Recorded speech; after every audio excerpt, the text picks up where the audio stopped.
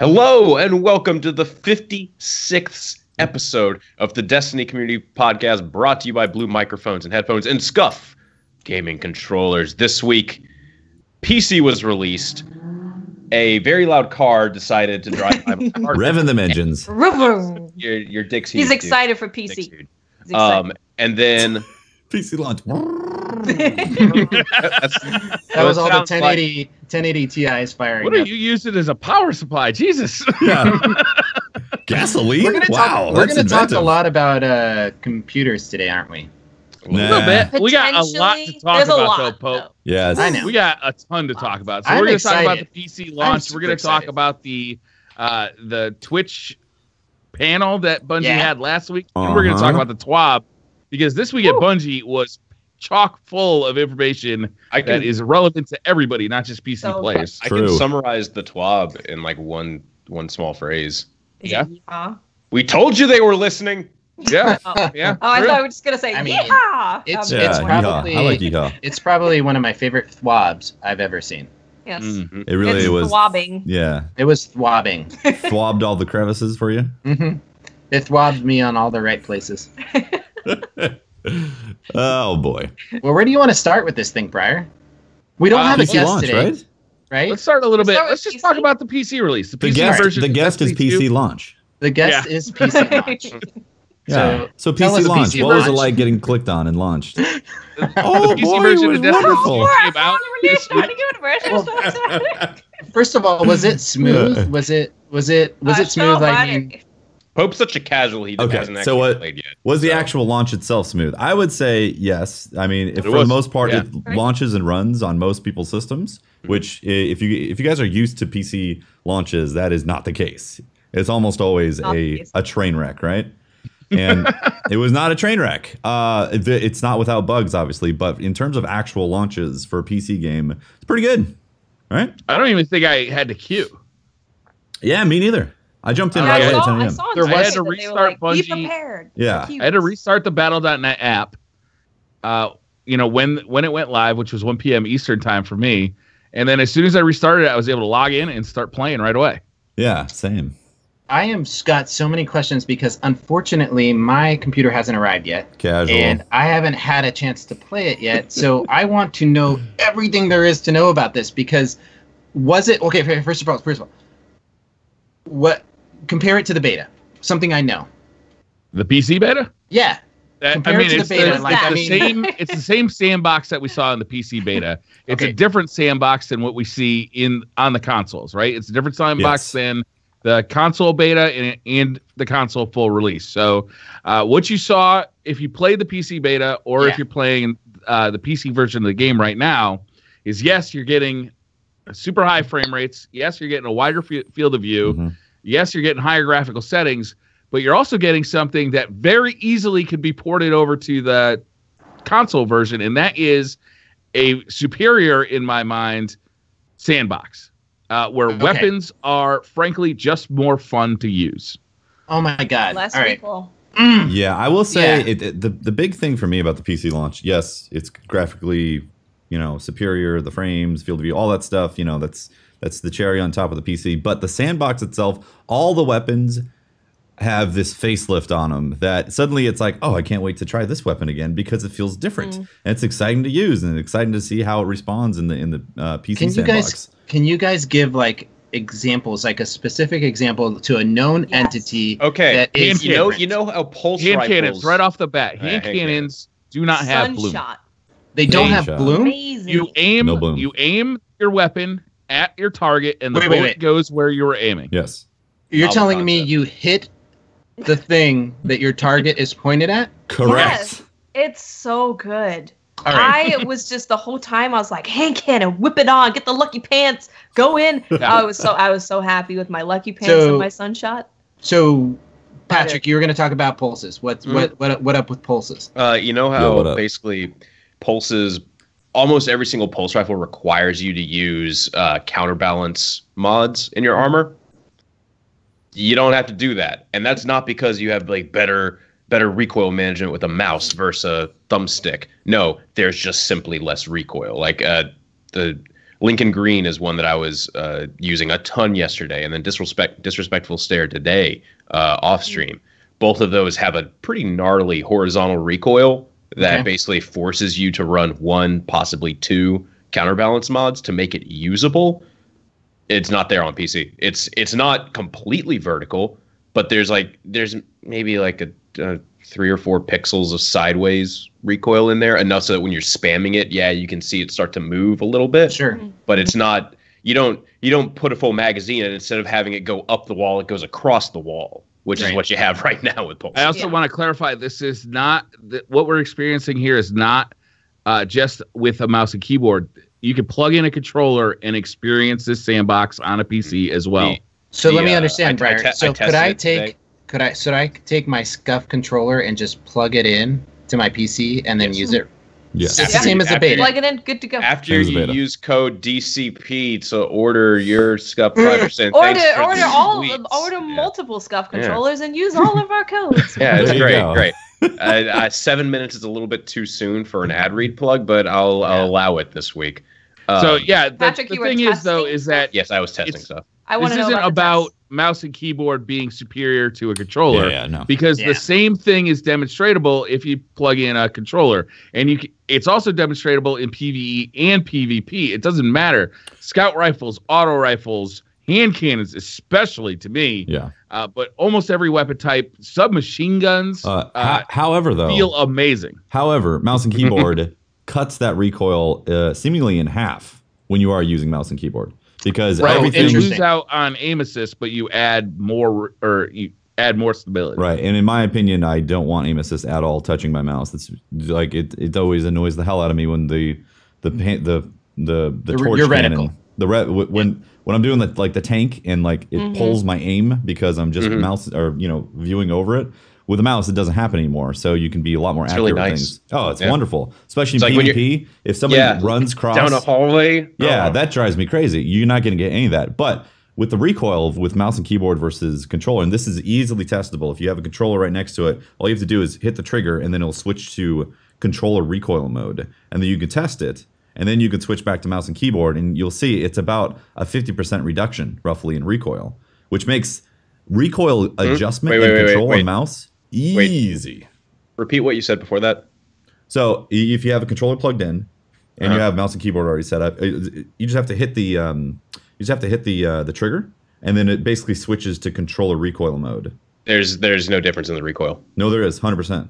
I was testing it today. I did it on stream multiple times. Okay, so I guess I need to retest, or I did. I did this on stream multiple times. Where because I was testing it today. There's no difference in any of the recoil mouse and keyboard versus controller. Yeah, there is definitely a difference. 100% bad. Okay. Yep. All right, that's interesting. So these are different. We'll have to obviously look at it more, because I think that's something that pull up Vegas right now. As a player who's looking to either purchase a console player that's looking at purchasing a PC, or knowing if it's worth purchasing a PC for, can we just answer that off the bat? No, because that's not the issue. The issue, what I think needs to happen, is that the sandbox that's currently in the PC version of Destiny needs to be migrated over to the console version. Because this isn't an issue of graphical fidelity or frame rates or field of view. This is an issue of fun. The PC version of Destiny is way more fun because the guns are more fun. The guns, they shoot where you're expecting them to shoot, and they're more accurate. They're more fun to use because this sandbox, it's just superior. It feels like Destiny 1 sandbox. It feels like my shots are going where they're supposed to go, where I'm aiming. It's really nice. I've got a lot of questions. Did you see any specific changes between the beta and it, what you played in the beta and what you played in it? It looks very similar. So if you enjoyed the beta, you're going to enjoy it on PC. There was more optimization done on PC side, especially if you have a AMD graphics card. During the beta, when I was streaming using the exact same setup, I was reaching 100% CPU usage, or very very high end on my graphics card. On the render, and this time around it's fine.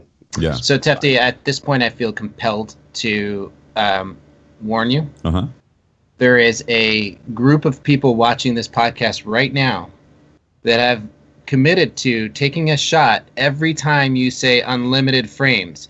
So I want you to consider He's going to say it more often. Evening. No, he's a compassionate person. I'm just saying. Tafty is.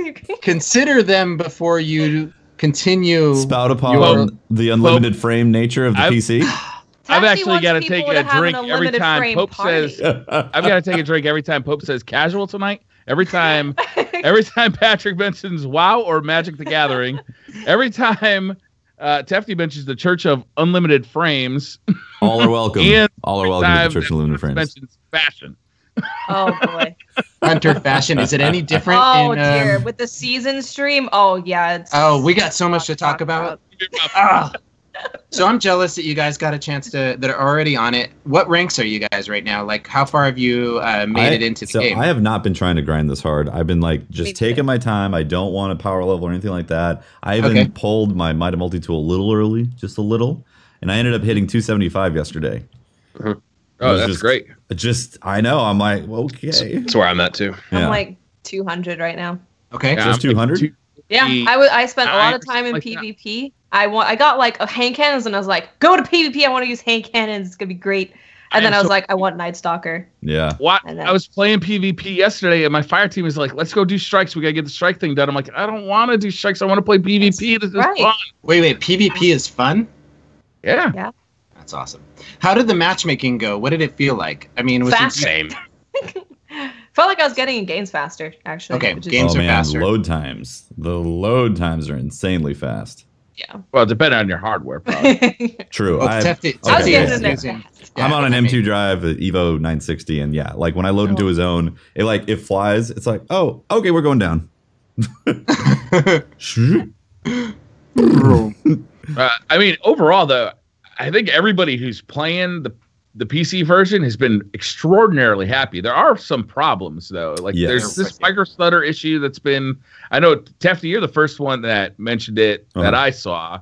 And it doesn't seem to happen until you've been playing for like 2-3 hours. And then all of a sudden... Well, it actually can happen sooner. You can actually easily recreate it. So you just have to rezone into public areas multiple times. So if you try to achieve the triple or quad dip, then you're going to hit the micro stutters really fast, because every time you zone in and there's some sort of matchmaking thing that's happening with those public zones, it feels like a memory leak, but it's something different, because what happens is the input specifically, whether it's your mouse or your controller, ends up getting jittery and further until it feels like there's large spaces in between every time it takes a value from your controller or your keyboard or something like that. So if you just let the screen sit still, things will still move in proper animation, and it will say that you're getting like 100 plus FPS. But then when you move your mouse, there's a horrible stutter that can go even below 30 FPS. That was in the beta too.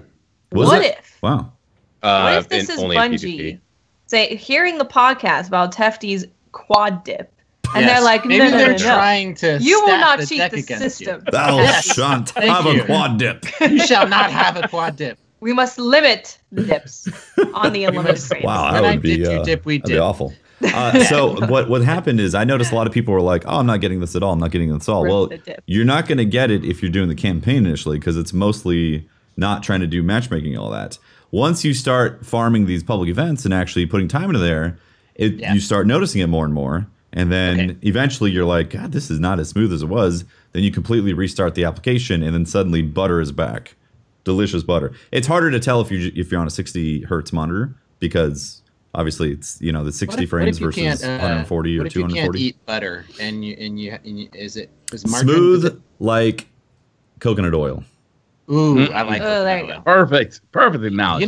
You know, coconut oil has a lot of applications. Hey, and going up to another topic, anything other than this? Quad coconut oil? Look. Quad coconut oil dipping? Dipping quad coconuts? There's another weird problem. I don't know if it's a problem. I don't know if it's intended. I don't know if it's a legacy of BattleNet. You may be able to speak more to this, Patrick. Yes, but there's an odd problem where a lot of us have kind of formed international friends lists, right? And we want to bring those friends with us as we start to play the PC version of Destiny. We want to play with those same people. But there's this weird thing with Battle.net where you log in. When you log in initially to Battle.net, it sets you up on a server. There's the American server, there's the European server, there's an Asian server. I think there's 2 more. There might be one more. I'm not sure how many there are. And if you log into different servers, so for instance, if Watts, you're in Europe and I'm in America, we actually won't show up on our friends list. In fact, if I send her a friends request, she won't even get it. It won't even appear. I've experienced that happening. So it's kind of odd. The good thing about it is that I think at least for America, it'll mean that the matchmaking should be somewhat localized because people around the world shouldn't be available. We'll have to check that out with, later on. But the bad thing is that if I want to play with Watts and she's in Europe, like it's kind of hard to do. Either I'm going to have to join the European server or she's going to have to join the American server. And then once that happens, everything works fine. Yeah. Yep. Isn't that sort of normal for games like say for Minecraft or something like that? That's different because that's a dedicated server that you're joining. Okay. Yeah. Also on Overwatch, they don't do that. You can still like have people from like Australia or Europe join in on a game. This is a little bit of a different thing, I think. Yeah. Okay. So it must be something that they just forgot to like populate those lists on different regions or whatever. Because it'd be really weird to limit that. Because again, it's a global community when you think about Destiny.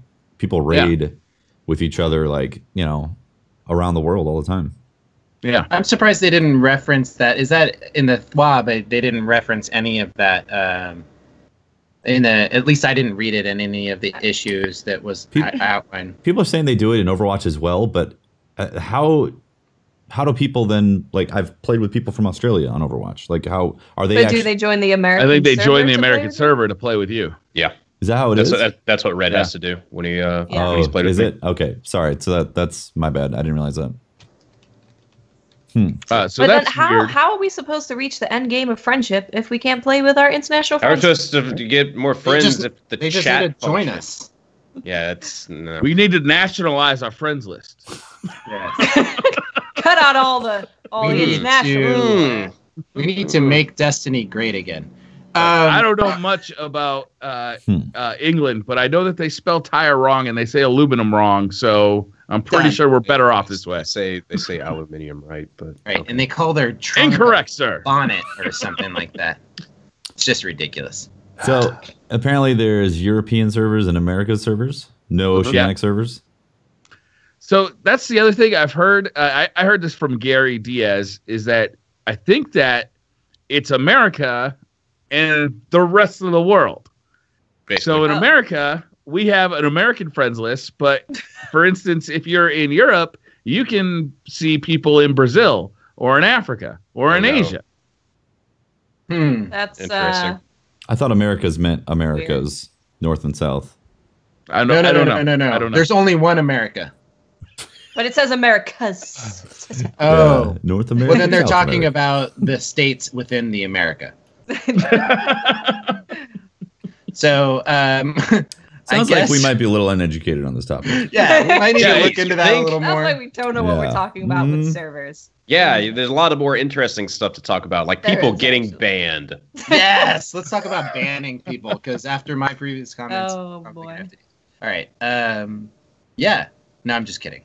That was big how news many people were automatically on the launch banned? day. Right? Yes, we're all of it. Everybody was banned. Did everybody get auto banned? I got auto banned.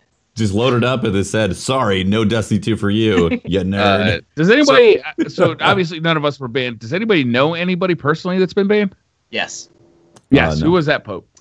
Well, I don't know them personally, but Versus cousin was. I saw that on Twitter.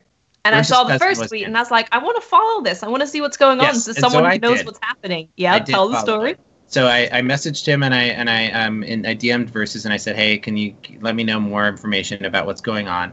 And a second person also tweeted at me that they were also banned, and they felt like, everybody's going to say they didn't get banned for a good reason, right? Everybody's going to say, I didn't cheat. Well, these are two people that were, one, it was versus was vouching for his cousin, and then the other this guy on Twitter, and as I followed the story, it turns out that the next day, Bungie put out that they had cleared up some of the people who had been banned mistakenly. Mm-hmm. And so they were doing manual bans of people, and some people had been mistakenly banned, and those were corrected the second day. So Didn't they say it was 4 people had it reversed? It was very small. It was like they had manually banned 400 people. Yeah. They had reviewed and all of them, or they looked at all of them and unbanned 4 of them, and then later in the day they said they had unbanned more of them. Unbanned a few more, yeah. So two people had that of the 4 I had talked to about why they got banned and how they got banned, and they were just playing the game, and then it popped it up that they were in the first mission.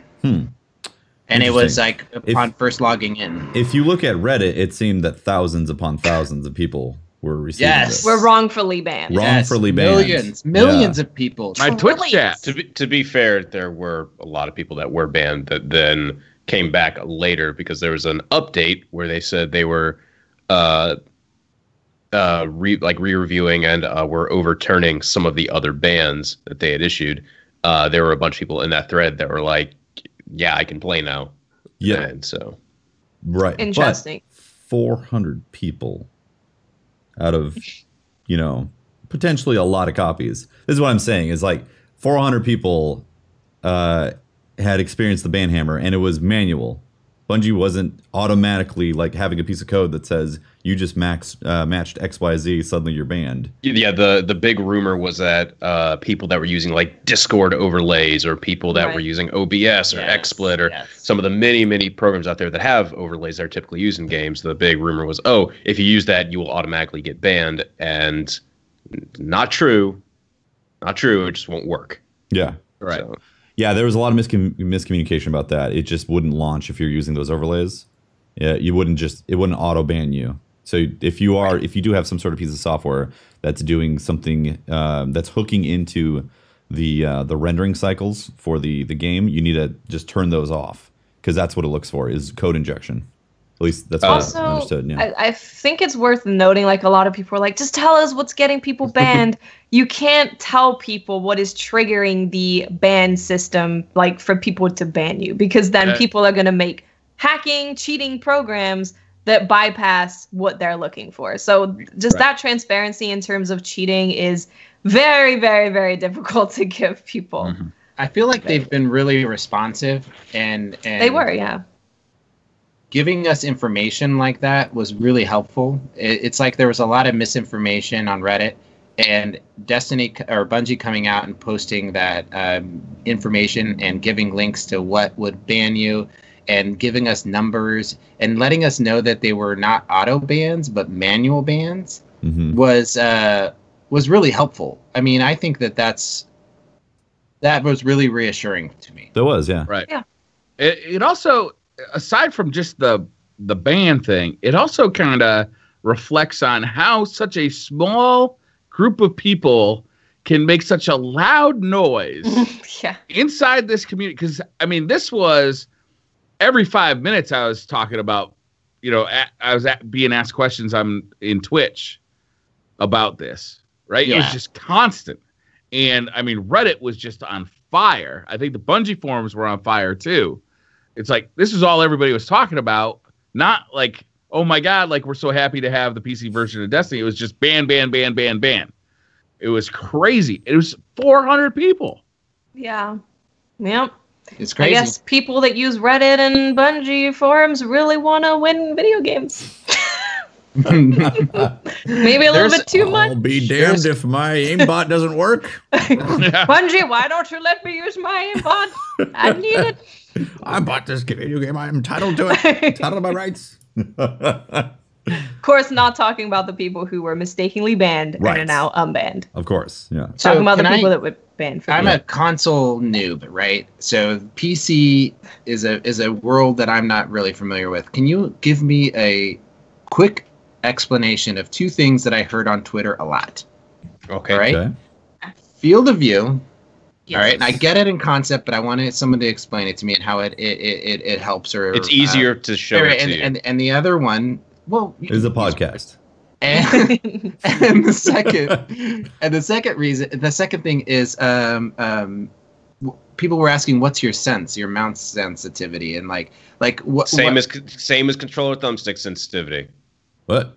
I feel like it's more than that because it's a little bit different. Yeah. We talk about it in on controllers. We talk about analog, sensitivity, but it's not really to the level that I feel PC gamers are talking about it. So I just want to understand it. For your mouse, there's one that's based on your mouse's hardware where you can set the dots per inch which the controller track or the mouse tracks. So that's one setting, and then inside the game, there's also a sensitivity option that, for how fast your mouse is moving, how much does your character look around? Yeah. Right? Holy crap.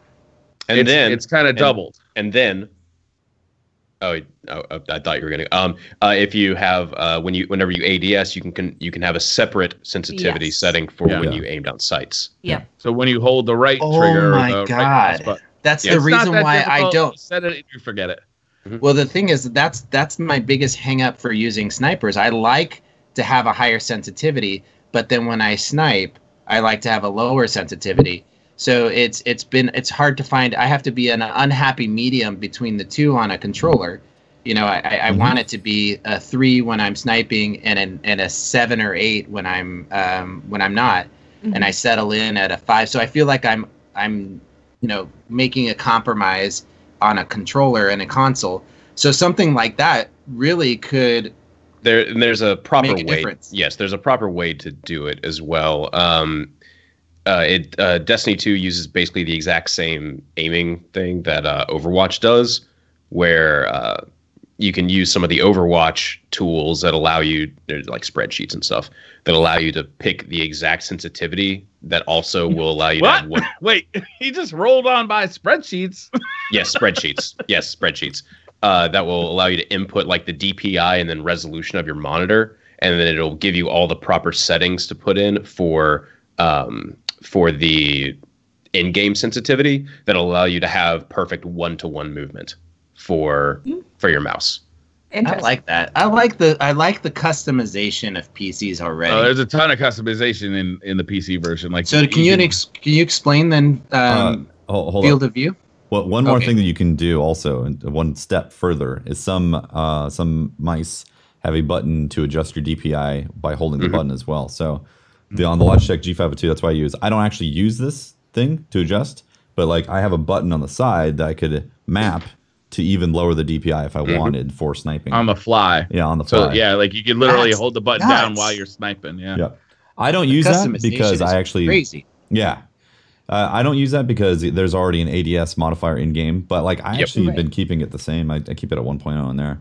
By the way, the 1-to-1 thing is I think recommended for if you're going to use your arm to aim. Yes. And there's two schools of thoughts. There's the arm aiming, which is like this, and finer adjustments with your wrist. Like you're stirring a cauldron. Stirring the cauldron, making some magic potion. And then there's wristing, which is more fine. I feel like I'm a wrister. Yeah. It's really comfortable with, health-wise, it's better to be an arm mover, but you can also develop tension in your shoulders and stuff like that from it. But it's mostly whatever you're comfortable with ultimately, as long as you're not creating tension on your on your wrist and all that. So if you are going to be a wrister, make sure you're not stressing your tendons when you move it. Is that you get carpal tunnel here, right? Yeah. You also eventually get a really fucking cool mark on your wrist that's like a callus. Cool. And then it's like basically if you ever see someone with a mark on their wrist right there from moving the mouse, it's like, dude, you game. And it's like, field of view is very easy to explain. If you look through a box, you get a certain field of view, right? You can see, from the side of the box to the other side of the box. Cut the box in half, and you instantly get a wider field of view. Just take the box away. Take the box away. Take the box away. There's field of view 105. is now much wider, right? That's what field of view is. Poke, do this. Make the fake binoculars. Okay, that's console. You now have console 75 field of view. Mm-hmm. Now take them away. You're now at 105 field of view. That's a it's actually wider than 105, but bear with me. Yeah. Yeah, it's definitely wider than 105. So one of the biggest gripes I have in console or like in gaming and first person shooters is that I don't feel like I have peripheral. Yeah. Right. Field of That's field of view. All right. So that's like a horse with blinders on. Yeah. So this can give you a is there a better monitor for accessing the field of view than That's better is relative. Yeah. like widescreen? Is it widescreen better? Yeah, you can Some actually may consider that's better. Yeah, you can get ultra wide monitors, and they will Right. the aspect ratio will adjust, so you can actually see more details on the sides if you want to rock that monitor. It's not necessary. I mean, like for me, I don't even really like 105 because it looks too fisheye. I still want the game to look beautiful to me. So if I see the corners stretched, I'm just like, I don't like that. So I've been using 101, and 101 has felt but pretty good to me. Tefty, the wider the field of view, the less recoil seems to visually affect you. So max that shit. Am I trying to go? Am I trying to go pro in D2? I'm not. I'm not. I just want to make hard lights somewhat usable, even on PC. All right. Hard light's absolutely usable with a mouse. Come on. It's nice. It's trash. No, it's usable. No, it's 100% usable. It's still trash. Right. No, it's usable. It's usable, but man, one thing I thought that wouldn't make it over to PC was hard light's insane visual recoil, where it just jumps around everywhere, and I'm like, this could have been great. I would have been still sucks. And this gun is still trash. You want to know it's still bad? Bad news. The hand cannon's still garbage. Yeah, it's still pretty bad. Yep. So, all right. So we've talked about the launch. We've talked about your impressions of it. Glorious of it. Actually, did we talk about impressions? Did you guys say if you like if you're liking it? I like it. Yeah. You guys are oohing and eyeing it. Like, is it good? Yes, the game is great. The only thing I'm trying to get used to is mouse and keyboard again, and my left hand from like has been cramped up on the keyboard a little bit too much. I need to find the proper position because typing and then gaming requires two different keyboard positions. Yeah. Are you guys all going straight mouse and keyboard, or any of you cheating? I'm using mouse and keyboard. I switch between them. I use mostly mouse and keyboard. Sometimes I have like some nerve stuff going on in my shoulders, so it's actually easier if I have my shoulders completely down. So that's when I'll put a controller in. But then I'm like, oh, I missed the hand cannons though. Mm-hmm. So then I go back to the mouse. Yeah, I really I don't think I'm going to be able to, for the amount of gaming that I do. It's this old dog. I don't know. Just use a controller. Just use a controller. I'm going to. Controller's fine, honestly. It's fine, and I love that it's fine. Yeah. There's so many people that want the extra frames, they want the field of view, and they love using a controller, and they can totally do that. Absolutely, yeah. I've been using mouse and keyboard. Really love it. It's comfortable to me. If it wasn't comfortable, I'd be using a controller, 100%. One thing that I am finding hard though is really close quarter hip fire. So, like last word, there's no aim assist, so I can't just rely on the thing locking on people when I just slide up into it. So I'm actually kind of like I don't have a good skill right now with mouse to be able to go get yourself a Zip 4. That'll clear that up right away for you. Hip fire really close. Hip firing from like medium distance with hand cannons is insane. I can't believe how accurate they are. I've like been blown away at how many times I hip fired Sunshot or Minuet and got a headshot. Yeah, it's almost better to just like if you're trying to use a hand cannon past the normal range that you would normally do it on console, then you aim down sights. Otherwise, like you can get away with hip firing a lot with hand cannons. Mm-hmm. And it really feels refreshing. hand cannons feel like year one, right? Mm-hmm. Where you could literally hit a guy across the map and be confident that bullet is going to connect. It's not going to be doing max damage, but it's going to connect. I was showing stream. They were like, no, I don't believe that if you just like aim down sights, whatever you are aiming over, you get to hit. So I went out in patrol and I was on like IO or something, and I was like, okay, I'm at like. I basically shot from something that was on the other side of the zone where the Pyramidion is at from where you first spawn in. And I'm like, okay, just shooting it. And then I'm using Sunshot, so explosive payload. Just damage carried out of stupid far away. And you're just sitting there hitting criticals the entire time. Just precision shots because you're aiming over the head. Mm-hmm. It's really nice to have that type of consistency. So nice. Yeah. Everything feels so good with like hip fire and just I can't wait. I'm excited. It's great. Yeah. By the way, I ended up saying last word. I meant last hope, but I think it still applies. Still applies with the hip firing thing. It's the closest thing. If you're like, oh, I want last word in the game, please bring it over. Shut up. Get an Omelon hand cannon. There you go. All of Not them. full auto, but do it the like same kills in stupid amount of time. Still. Yes. We're excited about it. There were some challenges that, people had getting in it, and that was some of their own setup, but not very many. From what I was reading on Twitter, it looked like it was a good launch. You guys are all enjoying it. Would you recommend people, if they were vacillating, is it worth it going and getting a PC and getting? I'm not familiar with that word. Vacillate? To vacillate. Well, it's like Vaseline, but it's different.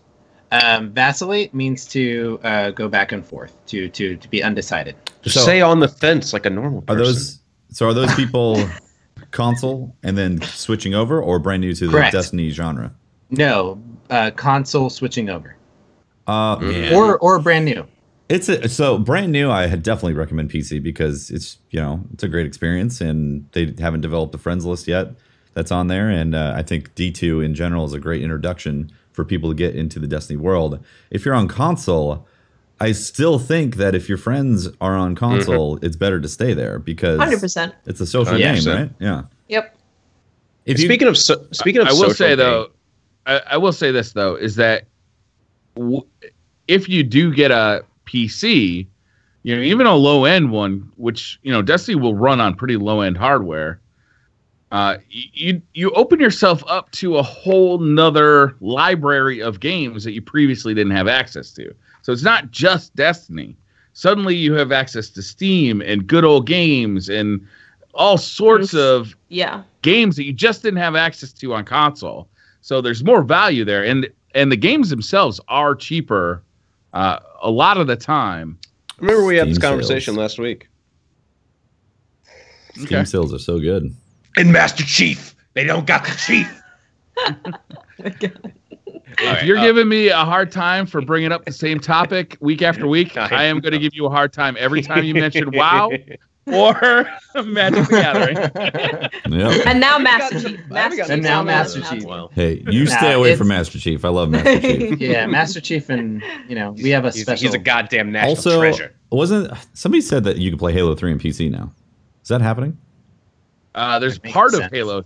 Wait, Halo 3? No, Halo 2. Yeah, there was something about Halo 3 on PC. I mean, there's Halo got an emulator to work with it. I didn't investigate further because I was like, really? Wow, that actually kind of there's a Russian version of it that's multiplayer only that was out there for a while that people were trying to basically hack and then bring over to the US, and it was successful for a little bit, but it was the equivalent of GoldenEye Source. People that remade GoldenEye for Source Engine and stuff. Well, anyways, that answers your. You do have the Chief on PC. You do have. There you go. Aside from the PC version of Destiny, which is incredible, there's other huge news that came out. Since the last time we there was one thing I wanted to talk about. There's one thing I wanted to talk about PC before we move off to the amazing news. The social, typing on a keyboard and then talking to people through chat is one of the biggest draws for PC in my mind. Playing WoW, playing Overwatch, playing basically any game. If you are seeing someone in the game, I can talk to them through chat. That's not present in Destiny. Yep. Which is, I feel like that's one of the that's my biggest criticism of the game right now is I see a dude using Orpheus rigs and Quiver. I want to try to be helpful and be like, hey, try using this other spec. It's really good when you want to alpha nerd him.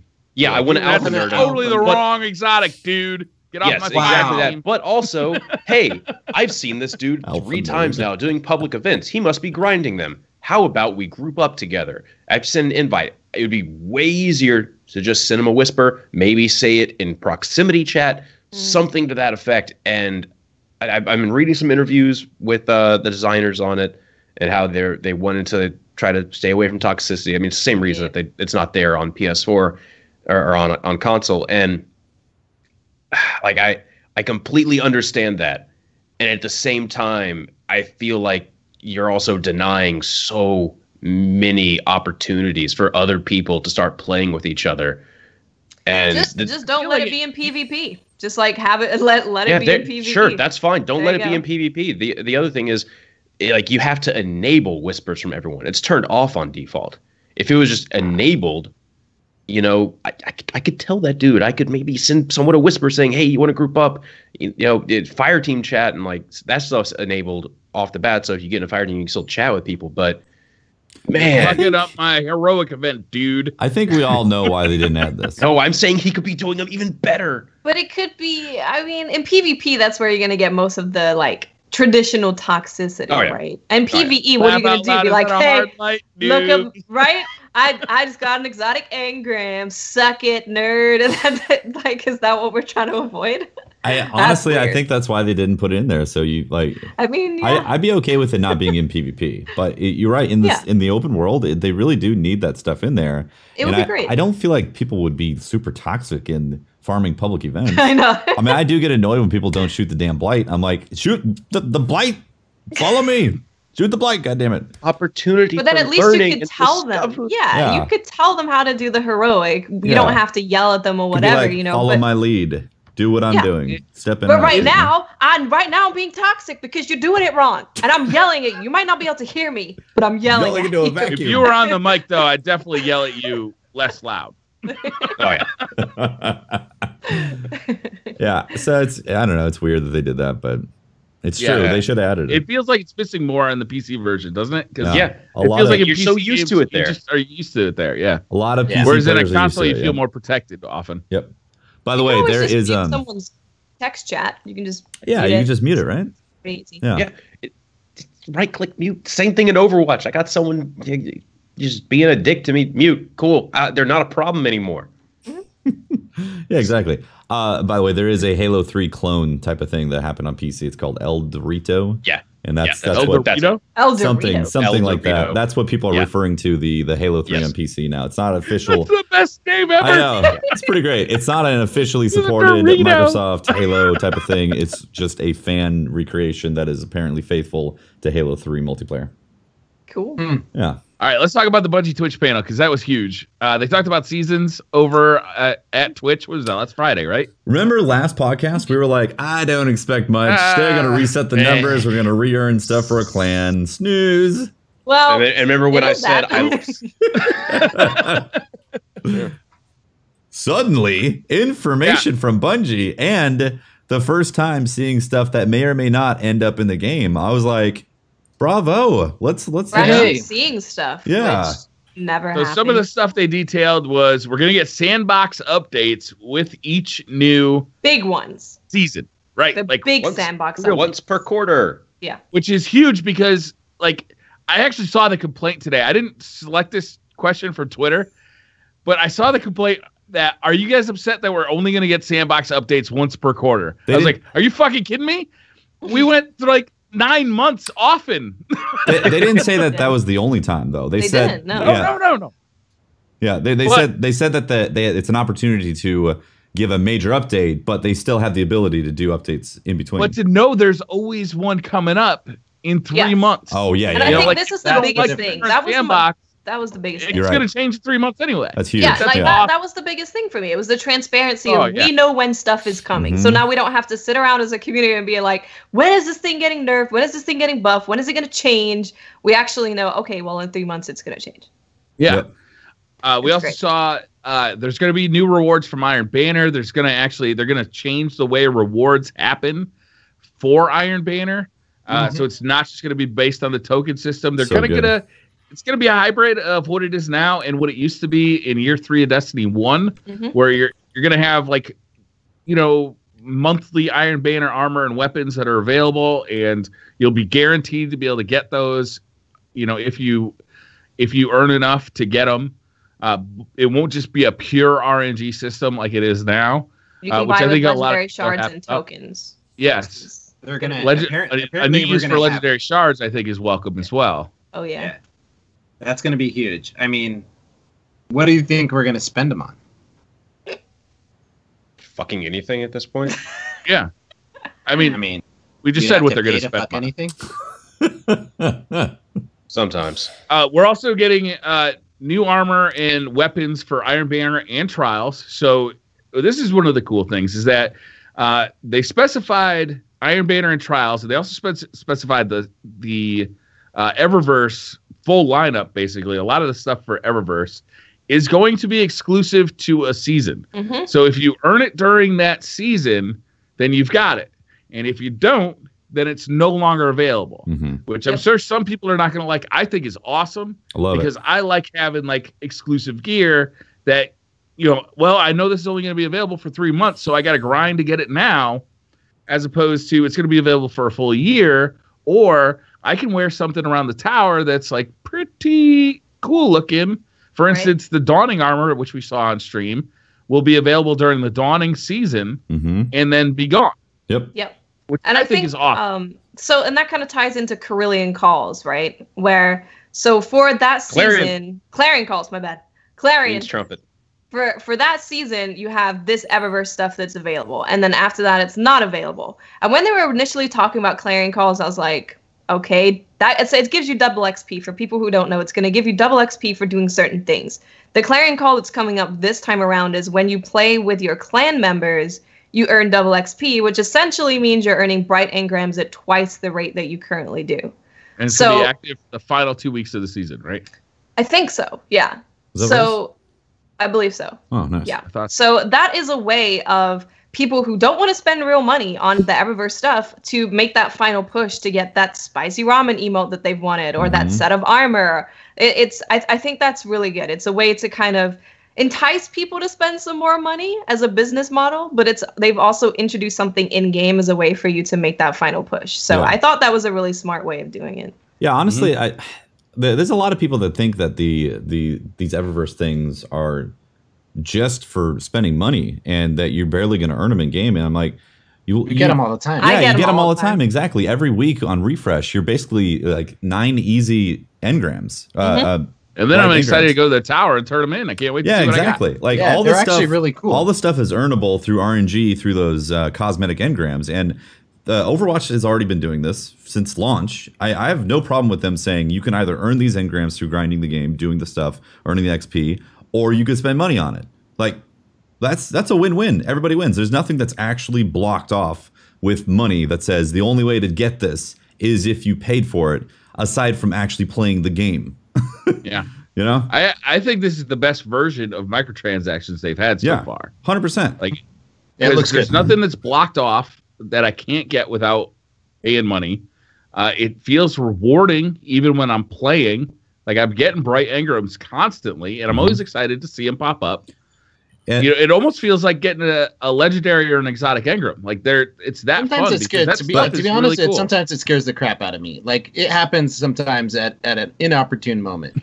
Also the stuff that you get, the stuff that you get from the engrams can be broken down to dust that you can then spend on the things that they're selling that week. So if RNG is being a little mean to you, you can actually pick up the things with the dust. If you save your dust, you can pick up those things from the things that they're selling, and they sell some of those exotic emotes. There's a really cool Sparrow this week that's being sold, and I bought it on both the PC and the PlayStation because I really like that Sparrow.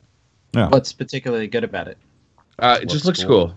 Okay, it's got like red flags and gold spears, and it just looks not cool. entirely true about cosmetic.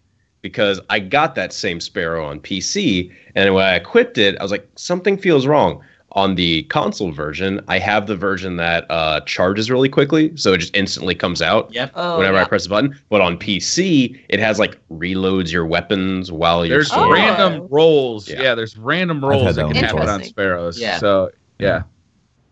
So I'm using that's okay. I'm using it's like a public event type of thing. You're not going to be in PvP and suddenly pull your Sparrow and reload your weapons, hop off, and get a sick double. I remembered the moon on Trials of Osiris, okay? That was some legit plays. When you were in like a 2v1, you're like, nope. D1 versus D2, very big difference. No moon maps here, buddy. Huge! Yet. No Can't pull out my Sparrow instantly. Damn. The instant Sparrow thing is a bonus. It's really good great for grinding public events. It was I like great the when one grinding it gives you those side-to-side boost too. It gives you a bigger side-to-side boost. If SRL ever makes a return, that's going to be the meta right there. Please don't. I loved SRL. I thought it was awesome. So the bright engrams, like I hear what everyone's saying about it, and I like it. Yeah. And at the same time, I'd be way more perceptive and like willing to have more microtransactions like that if the state of the end game was in better conditions, where Sure, all of the Well, why don't we talk about that? Because that was addressed in the TWAB. It was. There's just one specific example. That ship that they showed, I'm like, hey, there's no raids. There's no raid ship. Yeah, There's no raid ship. There's no raid sparrow. Mm-hmm. Like that's stuff that used to be raid rewards. It's now been taken out of the raid loot pool. They actually mentioned Eververse. They said prestige rewards need to be adjusted in one of those bullet points. So maybe that might be adjusted in the future. We might see things that are cosmetic. Yeah, they might actually add some of the stuff into the game because it's going to evolve, and hopefully they'll see that we want to get like a raid sparrow or a raid ship. So let's talk about this week at Bungie blog post, the Stop Yelling, We're Listening edition. Pretty much. They listed off a bunch of game updates that Bungie is working on, and they also talked about a patch that's coming out next week, patch 1.0.6. They're two different groups of things. So I think we should talk about the patch first because that's coming next week, and then talk about the updates that they're working on that are probably further down the road. Yeah, that sounds good. So the patch 1.06 is coming out next week. They didn't say what day it's coming out. They did not confirm that it's coming out on all platforms the same day. Right. So that could be a concern for PC players. Are they going to get patched at the same time? Are they not? We'll have to wait and see. Also, it'd be more likely that PC gets the patch first and then console gets it like a day or two later because of certification, all that. Or they wait for certification to clear and then they might just wait. Yeah. Well, we'll see. PC's really easy to This will be the first patch that's gone out for both. Bigger companies, trusted companies, often have a faster avenue through certification than. That's true. So they have a couple of general fixes. Fixed an issue with collision detection on the bureaucratic walk emote. So that's what canceled trials last weekend. That's a damn shame. That's a damn shame. I hope they didn't break my bureaucratic walk. Maybe you just log in and it's just gone. I hope that you have a little bit of a refund of the leg is now you. Shuffle now. The leg is now you just gripping your shins after some like the emote is you standing there and another just random emote dude walks up, just clubs you in the shins, and then you walk away and you're just standing there. That sounds even better. That sounds like an exotic emote. Yeah. Yes, it does. They also fixed an issue causing players to encounter empty public spaces too often in free roam. That's great. Which is a pretty dope fix, actually. Yes, this is what's causing us the inability to get that quad. I'm telling you. This is it. Quad dip, and on PC, maybe we can go for the fifth. Possible. It's possible. Especially with that fix. The quintuple? Quintuple? The quindip? Quintuple. The quindip. The quindip. The Quindip. They're making some changes to the Crucible. Some of these are most welcome. One of them was surprising, but actually makes sense when you read into it. They updated the Mercy rule settings to allow Mercy to activate slightly later in the match, allowing a wider range of scores to trigger it. I think this is a welcome change across the board. Yes. Clash, they reduced the score limit to 50. It was 75. In Control, they reduced the score limit to 90. It was 100. And they reduced the influence that enemy-controlled zones exert over the spawning system. In Survival, they reduced the time limit to 2 minutes, down from 3. And they reduced the life count to 6, down from 8. So Survival should get significantly faster. Thank God. I like it. Yeah, thank God. That's what I say, too. Really good. And then this one was interesting. Supremacy. They increased the score to win to 70, up from 50. But they also are going to grant 1 point for defeating an enemy guardian. Right. So you're going to get score for picking up crests and for getting kills. And for kill. They also adjusted the influence that enemy crests have on the spawning system. So the spawning system is getting adjusted. I'm going to say this right now. Supremacy is still going to be garbage.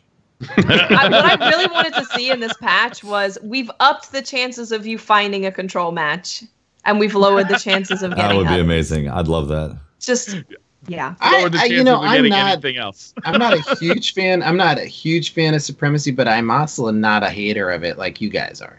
I find it kind of fun. In the ass-hugging meta, Supremacy is just a bad game mode for what this game is right now. You have one hand on a cheek, the other hand firing. You know, you die, your cheek partner rolls over your crest and then dips in and out. Don't judge me in my preferences. If I like to grab some ass, then I get to grab ass. You heard it here first, guys. Pope loves Supremacy. Ass grab going on the cruise. No, but I guess my big point is that I like the feel. It may not be everybody's, cup of tea, but for me, it reminds me a lot of like the Conquest game mode.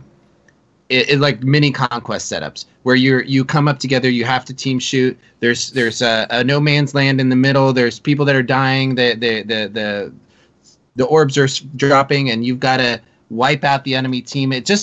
I like that idea. That all makes sense, except that every fucking game went to the fucking time limit. It did. Yeah. They will change it. They made it. You got to hit 70 now. But you get more scores. You get more points. I realize that you get a point for every time you kill somebody, but do you really think adding an extra, like how often does Clash go to the score? Very frequently. To score?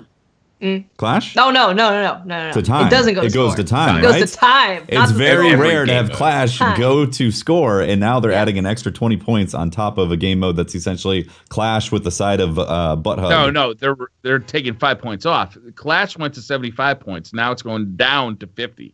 We're talking about Supremacy. Supremacy. No, what I'm saying is Supremacy is essentially you get the Clash. added scoring benefit of kills plus crests. Right, but what I'm saying is essentially Clash now with the side of crest. Yeah. Right. Because everybody picks up those crests easily. But still with a lower similar score to limit than You're right. Clash. Maybe the thought is you can actually hang back, pick off people, maybe pick up a crest here and there, but you don't really have to pick up the crest. You can still get points by just shooting them. So you can camp even more? Yes, higher camp rates. What you know what? Well, that's what Supremacy is supposed to be, right? It's supposed to be team deathmatch with a reason to get out of your little perch, or get out of your little corner camper hole, right? Because you can't score without actually leaving and going to pick that shit up. So what they've done to the game mode is now created a game mode where you can camp the corner all together and win. You can camp to your heart's delight and still be helpful to your team, even though if you don't pick up those crests. Well, that's what I'm saying. A whole team can sit in a corner and get kills.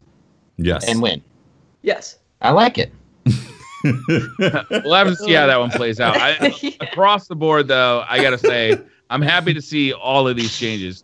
Survival, especially Survival Trials, was kind of like, oh my God, get ready for like a 3-hour marathon of one Trials card. Yeah. Like it was crazy rough. how long it took. That was bad. Oh, and when I got disconnected on going into Game 7, and it gave me a loss. Yeah, that hurt. Yeah, that hurt. I would like to have games. them talk about some changes, some quality of life changes to Trials a little bit. Yeah. You know, I was secretly hoping that we would get a little bit of adjustment to Trials expectations, because it really is. It's a grind. Yeah. Well, I really like when it's the control point one. What's that called? Countdown. I actually have a really good time when Trials is Countdown. Fun. Because it keeps players moving. There's objectives. The rounds go by fast. I have a ton of fun in Countdown. In Survival, I don't know, man. It just feels like a longer version of like Year 3 Trials. It just takes so fucking long. Mm-hmm. Do you guys? It's not that I'm not enjoying it. It's just that it takes a long time. It's something that I think that they should consider as a game mode for Trials. I think that it would be really great to take the control zones that they already have for maps, and instead of them being control zones, be King of the Hills. So if and they rotate based on time and a random rotation, so that your team, you can still get points killing a team in the control zone, but the team in the control zone that controls the area will get like a modifier, a bonus for killing. Are you talking about to end the round? No, to have the game mode be a King of the Hill, a rotation of the King of the Hill. So I like King of the Hill a lot. The game starts and a random point pops up that are right now the control zones would be good examples. Say it's B. Whatever team grabs control of it while that position is in there, they get bonus points, and they have to be near it, and they control it, right? Yeah, I feel like they can get creative with PvP and make some fun, like, objective-based game modes for it. Maybe they're working on that. Yeah. Maybe. Hopefully. But they're definitely working on some other stuff that they talked about in the THWAB today. The THWAB. Yes. I'm saying The it now, THWAB, you too, did. goddammit. You said Oh, THWAB. you bastard! You bastardized my speech. It's Leaving the podcast. I can't the deal with this only anymore. way to say it. Now you is just have to start THWAB. saying genuine. Genuine There you go. THWABing. So Bungie talked THWAB. this week about stuff they're working on. This isn't Yes. stuff that's necessarily coming out in next week's patch. This is just stuff they're working But on. let me just say there's a that I'm in love big with list Chris here. Barrett right now. Yeah, I like that too. I like that they put this out there. Chris Barrett is my spirit animal right now. This stuff's good. Yeah. I agree. So I'm going to whole list. Do you guys want me to pause between so we can discuss? Yes. Okay. Yeah. All right. So the first one is new systems and rewards to give our most engaged players additional optional pursuits. AKA endgame type things to go Yes, after. please. Right? Yes. That is my All comment. you non-casual players can sit down now. Sit down. Next shut up up. is Just kidding. better incentives for players who complete challenging prestige activities. AKA Thank prestige you. mode is not rewarding. Now you get Yes. actual drops at the end of like completing something in the raid. What? That's Yes. crazy. How about just, well, I don't know. Oh, I didn't say this. Time for bitching. Now is the time for celebration. They've heard our complaints. Yes. We're done with I'm the happy. bitching. The Ab- bitching is over. No more We're bitching. good. No, I No was more saying, work on my along face. with the seasonal renews, I was hoping that they were going to say the raid rewards would also get seasonal updates, because if they're not going to introduce more raids with every DLC, I would love them to also reintroduce reworked weapons, reworked armor, and all that for the raids as well, because they're getting it for factions and Iron Banner. It'd be great if Prestige mode had like a whole new set. Well, they specifically, I bet you're right. I bet they're not going to do it for raids. Mm-hmm. But they specifically mentioned certain things that are going to get updated loot pools. Right. But I suspect strongly that there's other things there too. For sure. Right? They didn't want to give away everything. Yeah. What if you just get more shiny with your ornaments from season like to more season? shiny. You Extra gradually shine just and buff? become extra shiny. I like that. I like to be extra shiny. What's that Y'all shiny enjoy being guardian? extra shiny. Wow. They also announced that they're working on better rewards and replay value for strikes, adventures, and lost sectors. So more reason to run some of the best content in the game. That's right. More reason to run the content in D2 that we don't see very often because it just doesn't reward us at the moment. Yeah, we're gonna get crazy, zone specific, strike specific, legendary and exotic modifiers. Wow. Okay, Exotic that's something that modifiers. Pope is saying that Bungie's not. Yep. Bungie is saying that there's going to be better rewards and replay value for strikes, adventures, and lost sectors. I'm calling what it is. I'm saying what I think it is. You know, it'd be Put really a cool though dollar if, on like, it. on the map it showed, hey, here's a heroic adventure, and then you have a possible loot drop that's specific to that. Ooh, that'd You know? be cool. Or a And- prestige lost sector. Yeah, That'd be prestige cool. lost sector that's gonna like really rip Which you you one. can get already, but the loot isn't there. Yeah. Next up, private matches for the competitive community. They are targeting early 2018 for that feature. That's good news. They said private matches, and I was sincerely hoping they were going to say custom. Custom matches. Yeah. I One agree step at with a time. One step at a time. Still, I'm happy to see private matches come back. I am too. Private matches are one of those things that I would guess that 90% of the Destiny community doesn't actually interact with. But for the 10% who do, it's huge. Yep. And those 10% entertain probably 50% of the people who don't use them. It's going to be the huge for tournaments and- any kind of competitive Destiny to have Yeah. a chance. And, people love watching the tournaments. You see on Twitch, like, the numbers are crazy when tournaments are happening. Yep. At Guardian Con, I mean, the place Oh, my was gosh. on fire. It during was the amazing tournament. to watch. It was Yeah. amazing. What Destiny kind is of super what kind of fun. competitions are those, Watts? Competitive PvP tournaments. Tournaments. Thank you. Tournaments. Tournaments. Yes, we've got thwobbing tournaments. Crucible tuning, like adjusted supremacy scoring and better spawning rules. Cool.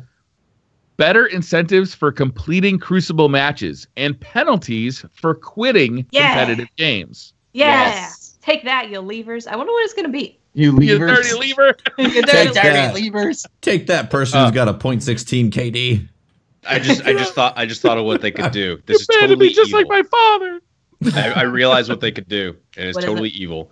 It was in the game Transistor from Supergiant Games. Every time you died, you would lose one of your abilities, and you had to like play to re-get it back. So if you quit, you lose the use of one of your abilities. Oh, can't go in this PvP match with a grenade. You got to play 2 to get it back. That's why you don't leave. Or you keep doing it. You don't have your super anymore. Oh, look at that. Interesting. I just take away I've their seen ability to gain loot other games for do the a next 2 timeout. hours. Yeah.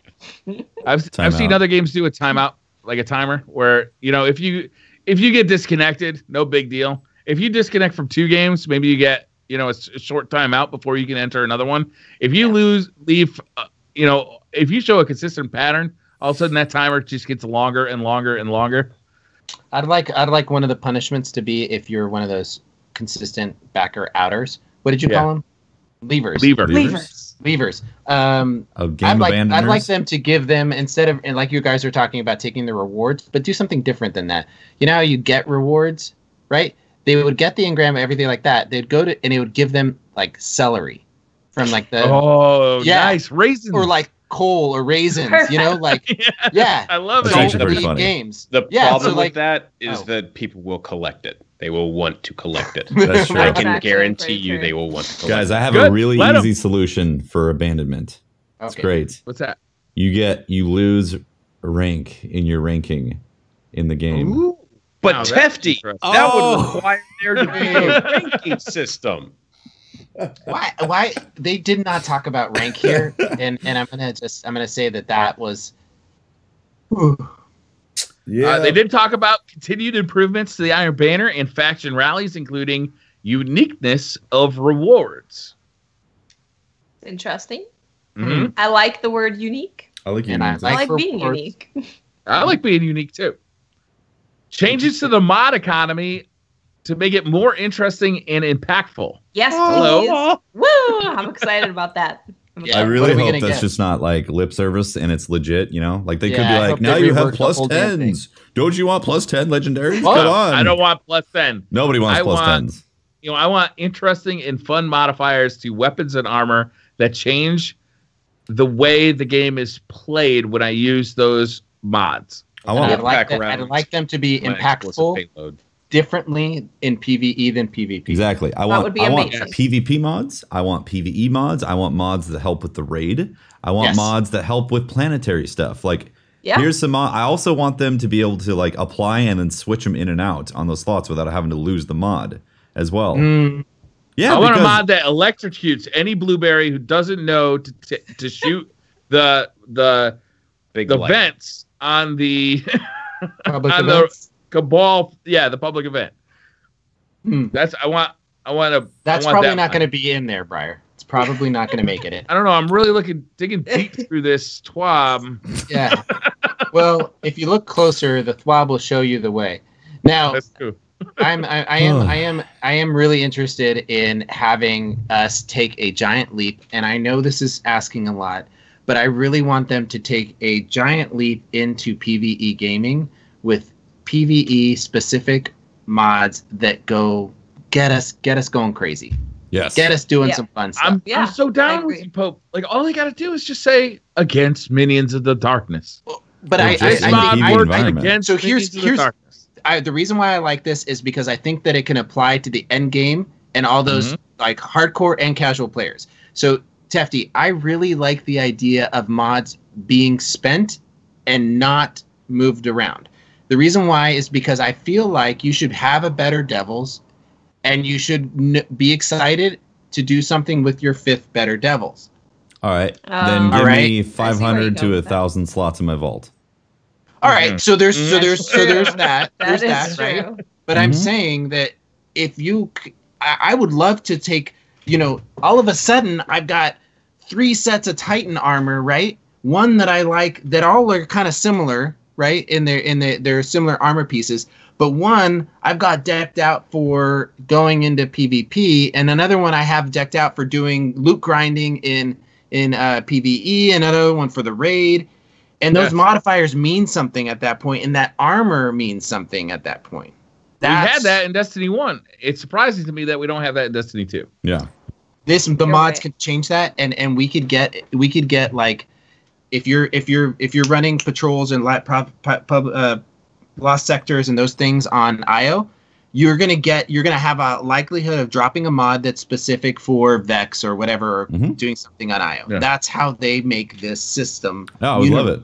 They could do so much with the mod system. They could make everything so much more meaningful than it currently is. So I hope they go crazy with mods. I will say this, though. I would prefer a reserved approach at the beginning and to build up to craziness for sure than to start crazy and then constantly be trying to pull back on that, a la the exotics of vanilla Destiny. I want to say one more thing about the mod stuff. If you look at Warframe, which again is a 4-year game, had a lot of iterations and is in a great state right now. Their mod system is incredible. They've got tons of mods that you can go and collect, and you don't use them up. You equip them and de-equip them and all that. And then each weapon or Warframe has like 3 different builds essentially. So you can swap builds with that weapon because the mods are so that is like the main end game right there, is modding up your gear to be incredibly powerful.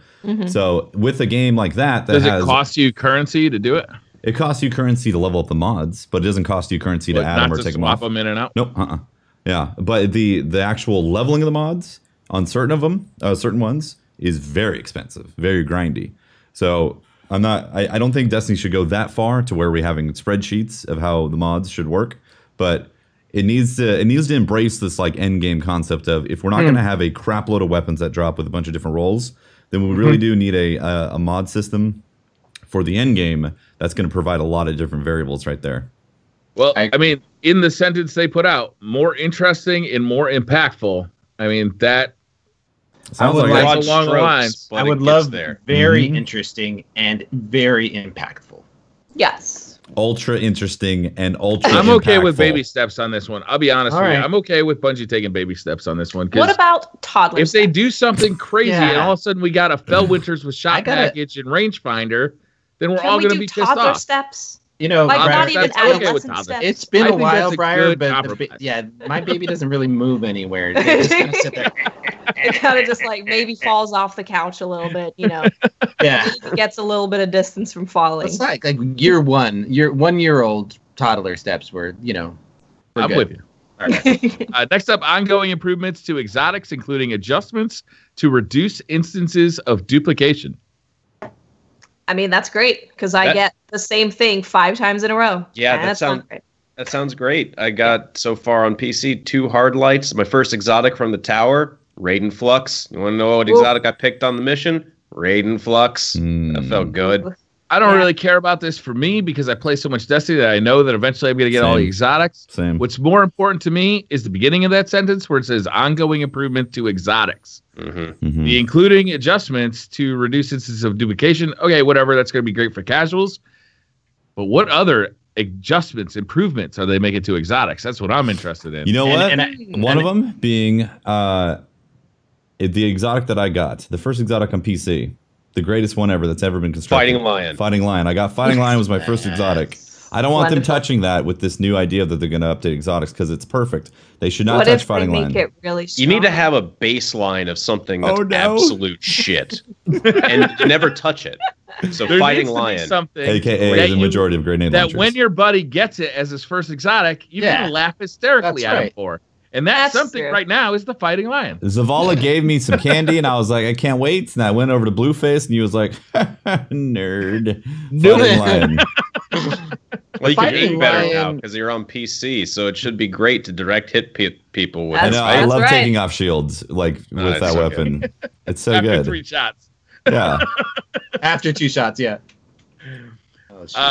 New ways to spend surplus currency and materials. Looking at you, legendary shards. That should be good. Yes. Yes. I think I've got about 30 legendary shards on PC right now. I'm a little bit worried about Xur tomorrow. Oh, yeah. Oh, you're right. So, honestly, though, like, what number are we looking at? Let's do a quick whip around. What do you got for legendary shards in console? Oh. What are they going to have to do to adjust so that we spend them? That's what I want to know. See, I'm sitting on about 1,800 or so, maybe 2,000 legendary shards on PS4, but I'm also my weapon parts just about to break 3K. I think I've got 500 Crucible tokens. I've got. You don't spend those. Saving them up.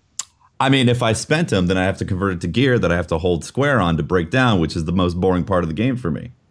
Okay. Agreed. Yeah, I'm somewhere around 2,000. I'm at 2,700 something. 2,800. Jesus Christ. I have I don't everything. even know what I'm at. I know I'm nowhere console. near that. I have everything, so it's just any drop I get, it doesn't matter. Like, I don't do the Nightfall. I'm not worried about doing prestigious rewards. The only things I need are from the raid. So every week, if I go do Nightfall, go do anything, I'm at the exact same point as where I started when I finished doing all of it. So, well, let me rephrase that. I had 2,000, over 2,000, until I spent 1,000 trying to get the Antiope D. Oh, yeah, that'll do it. It was brutal. That is the fun. Did it work? No. So my mini end game right now on PS4 is get the Nurgle, and I'm not letting myself spend my weapon parts. I'm allowing one package a day, or one package every time I log in. So I spend it, see if I get it. If I don't, then I keep on collecting up those weapon parts, and then the additional end game that I'm trying to do is line up a whole row right there. So 10 999s of weapon parts. Interesting end game for you. That's good. I'm going to recommend everyone else do this end game. The Cade treasure chests. I know they don't always give loot, but occasionally they give you a tinfoil hat or a spinfoil hat. Yes, they do. I'm trying to collect an entire row of those. And yes, they stack. So this will be a while. It's gonna. That's certainly will. That's a good end game, Patrick. Very grindy. That's quite the grind right there. Yeah. There's one last update that they're planning on bringing. It's Emote. It's the best one. This is arguably one of the greatest. It is low-key the best one. This better be the thumbnail, the name of the podcast. Right. An emote interface that allows players to equip salty, spicy ramen, 6-shooter, and flip out all at the same time. An emote wheel? An emote wheel. Or even assignable buttons Finally. to emotes. Like, whatever, however they achieve this, thank you.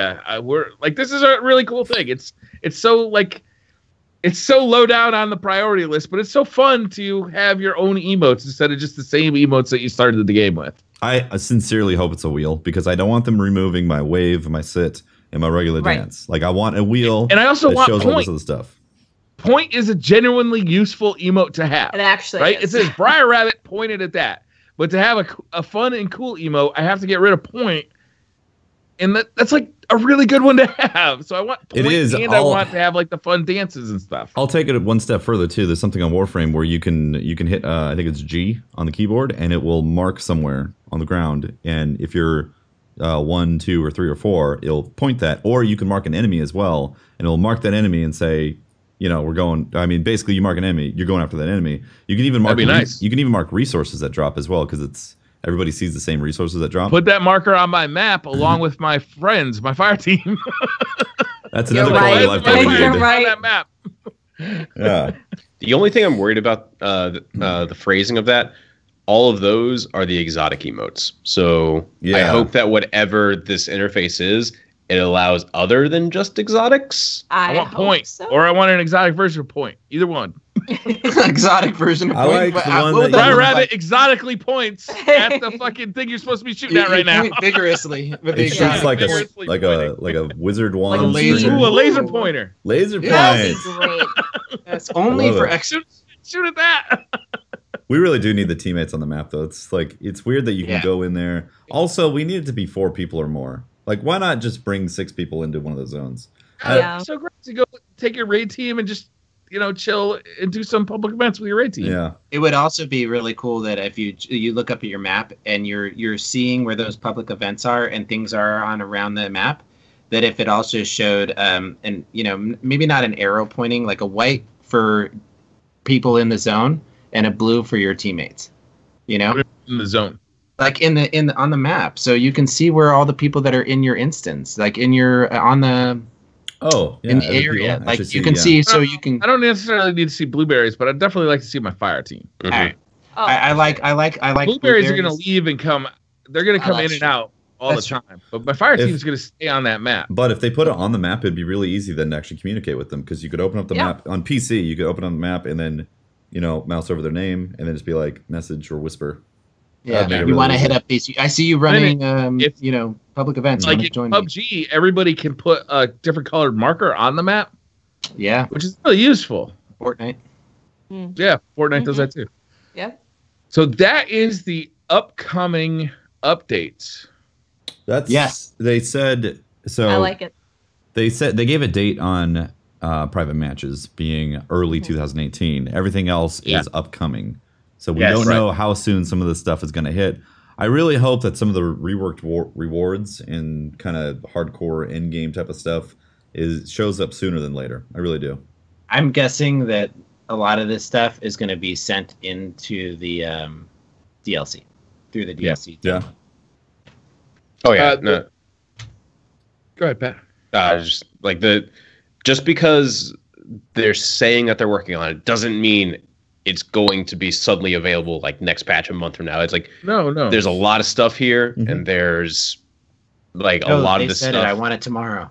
Okay, I want it then now. you can understand why I'm so pessimistic all the time. So I'm like, oh, it'll cool. I know they're working on it now. I don't need to know a date. When it happens, it'll happen. Right. I don't expect it tomorrow. At least we know it's on their radar and we know specifically what they're working on. And That's what this is for, right? It's like, look, we hear Transparency. you. We understand. Like, we've read the Bungie forums. We've seen the Reddit posts. We've seen your Twitch streams. We've seen your YouTube videos. We've heard you. We've heard your suggestions, and we are going to respond. It's not coming tomorrow, Yep. but we are Well, going to let respond. me clarify so that some people in chat are asking if they're saying, "Lol, pay for fixes." No, every time there's a DLC, there's an update to the world. Yeah. So it doesn't mean that a DLC is a chance for them to make updates to the game. So even if you are playing the DLC, if people have the DLC and the people that don't, you're still in the same game. You're Right. still in the same. They're not like the Call of Duty used to island you off into another thing. You were like something else and you couldn't access. Right. In Destiny, you're in the game world and you can do public events with people who are friends of yours who maybe have the DLC. And if you don't, you just can't do some of those activities. Yeah, So like if new Crucible maps come out, you Right. can't do those. Right, If new so they- Crucible playlists come out, you can't do those. Right. But you can be in the same game and you receive the same patch. You get the Yeah. same sandbox updates. You get the Right. same quality of life updates. You just don't get like the new content that's in that DLC. But every time Bungie's done an update that's quality of life or sandbox, everybody gets that. No. But do matter understand, if December comes around and you are playing Destiny 2 and you don't buy the expansion or the whatever they call it for this, the DLC, you are going to be limited to your activities. They've done that consistently in the past. Expect that when you buy into Destiny, that it's going to be an ongoing money outlay. It's not just a one-time $60 purchase. You are going to have to continue to buy DLCs if you want Right. to keep playing Right. with your friends, because eventually you will be locked out. It's an evolving world, and they is. don't charge monthly fees to access the evolving world. So the way Right. they make their money is through Eververse and through DLCs. Yeah. Right. Right.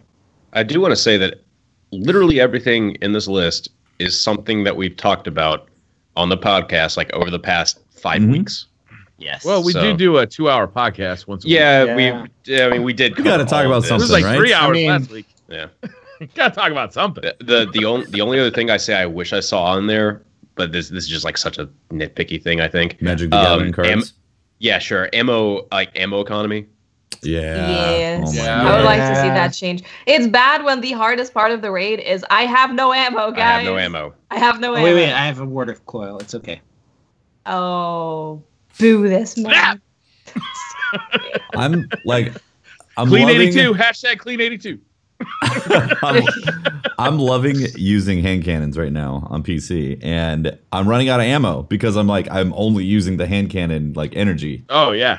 Yeah. I can't stop using the Sunshot. Every time I get a weapon, I'm like, oh, Sunshot, though. I got a duplicate Sunshot that was a higher light level today, and I was excited.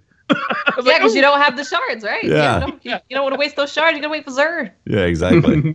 Like, ooh, new sunshot. Yay. Yeah, but it is annoying. You run out of kinetic ammo, run out of energy ammo. I do hope they address that too, Pat. Like I hope they do, because it's an FPS. You have the most fun when you're shooting things. Mhm. So if you're having ammo and you can't shoot things, it's not good. And Yeah. been saying kinetic weapons shouldn't have ammo since first month of Destiny 1. It feels like they should really make true the statement that if you kill a yellow bar, if you put a shot into a yellow bar, you should get a brick. You should get a heavy brick. guaranteed. It's true like 90% of the time. Yeah, but it's still not true all the time. I know. That There's still that matters. 10% that really sucks. Yeah. So it feels like it's on an RNG kind of system where you like sometimes I look down at the ground and I have like 15 heavy ammo bricks, and then other times it's just like it's not there at all. It feels like Juggler's on all the time. All the time. Like we're aware of what Juggler feels like, and every time it was a Juggler week for Heroics or a Nightfall, it was like, it's a pain in the ass. That's one of the reasons why we use Icebreaker and stuff. But it's like inherently built in the game, no matter where you're going. It's weird. Yeah, and it really does feel like that, Watts. That they need to up the way that we get those guns, the ammo to shoot our guns. That would be great. Yeah. I play FPS to shoot things, not to run around yelling that I can't kill my stuff because I have no ammo. Yeah. I will say this. Aside from Destiny 2 on the PC looking great, it also sounds great. And luckily, we have some amazing headphones to enjoy that on. Oh, really? We really do. We do, don't we? I've been enjoying them on my Astros, but from time to time, I've been known to plug in my blue headphones and also talk to you on my blue microphone because that's part of the ad page. Blue microphones have some of the most popular microphones. They're popular. Oh, Brian wasn't ready. He wasn't ready for this. I wasn't ready for it. How can you not be ready? We've been doing this for 3 years. Why don't you have it up?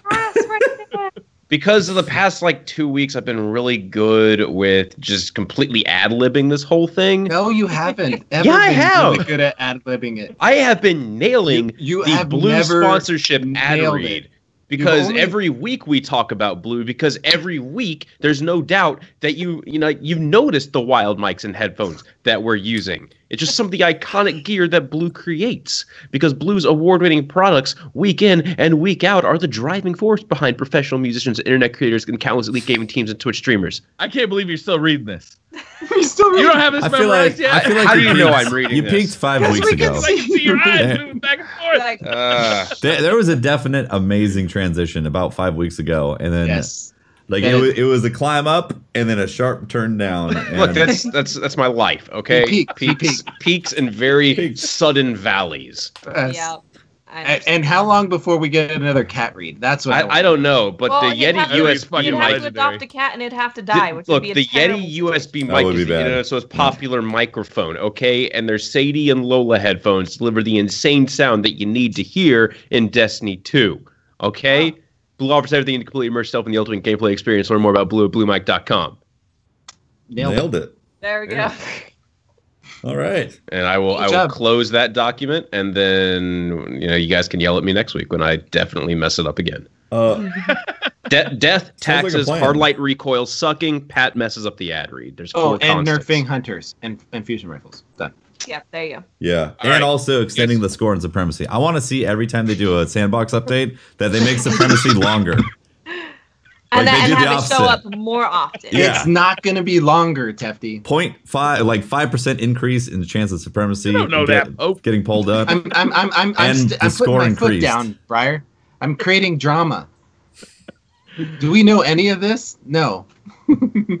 No, we don't. I'm assuming I'm not going to hit the score limit in half of the Crucible matches. We're going to hit it. I bet you that we're going to hit it, Tefty. We're going to hit it, and then we're going to hit it hard. And the you're going to score be like, limit? 70? Yeah, we're going to be like, Supremacy. It's going to be like a 2-minute game. And we're going to be like, Supremacy is so dope. It's my new favorite game mode. And you're going to say, Pope, you were so right. I think there's only been 2 games I've played so far that have actually gone to score on Supremacy. It's going to be different now, very bro. rare. One of those games might have been a dream that I had, honestly. So it might not have been real. You need to just get good, fever right? dream. Yeah, it was a fever dream. You need to be more Too much aggressive. NyQuil. Mm-hmm. You guys want to do some Twitter questions? You need more momentum. More aggression. Nils says, as PC is now out now, could we please now treat every platform equally?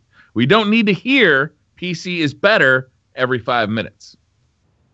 Did we ever say that? Okay. As a podcast, I think that's a comment of the community as a whole, not as. I think so too. Yeah, for sure. As a don't podcast, take this I think as a personal attack. Yeah, we're pretty like balanced in our views as a podcast, and I've always said, even though I've got this meme of the Church and Limited Frames, I'm not saying that I'm never going to play console again, that it's like an awful platform or anything like that. That would never be the case. But I think elitism in general kind of goes into the gaming community for some strange reason, and especially awkward people. Yeah, we would be in a better situation altogether if we just did accept the way things, that things are fun. People should have fun. Have fun playing whatever platform you want to play, and enjoy that other people are enjoying it and having fun as well. That's like the best. Also, understand this: a bunch of people this week got a very shiny new thing, and they're excited about it. Mm-hmm. So they're happy.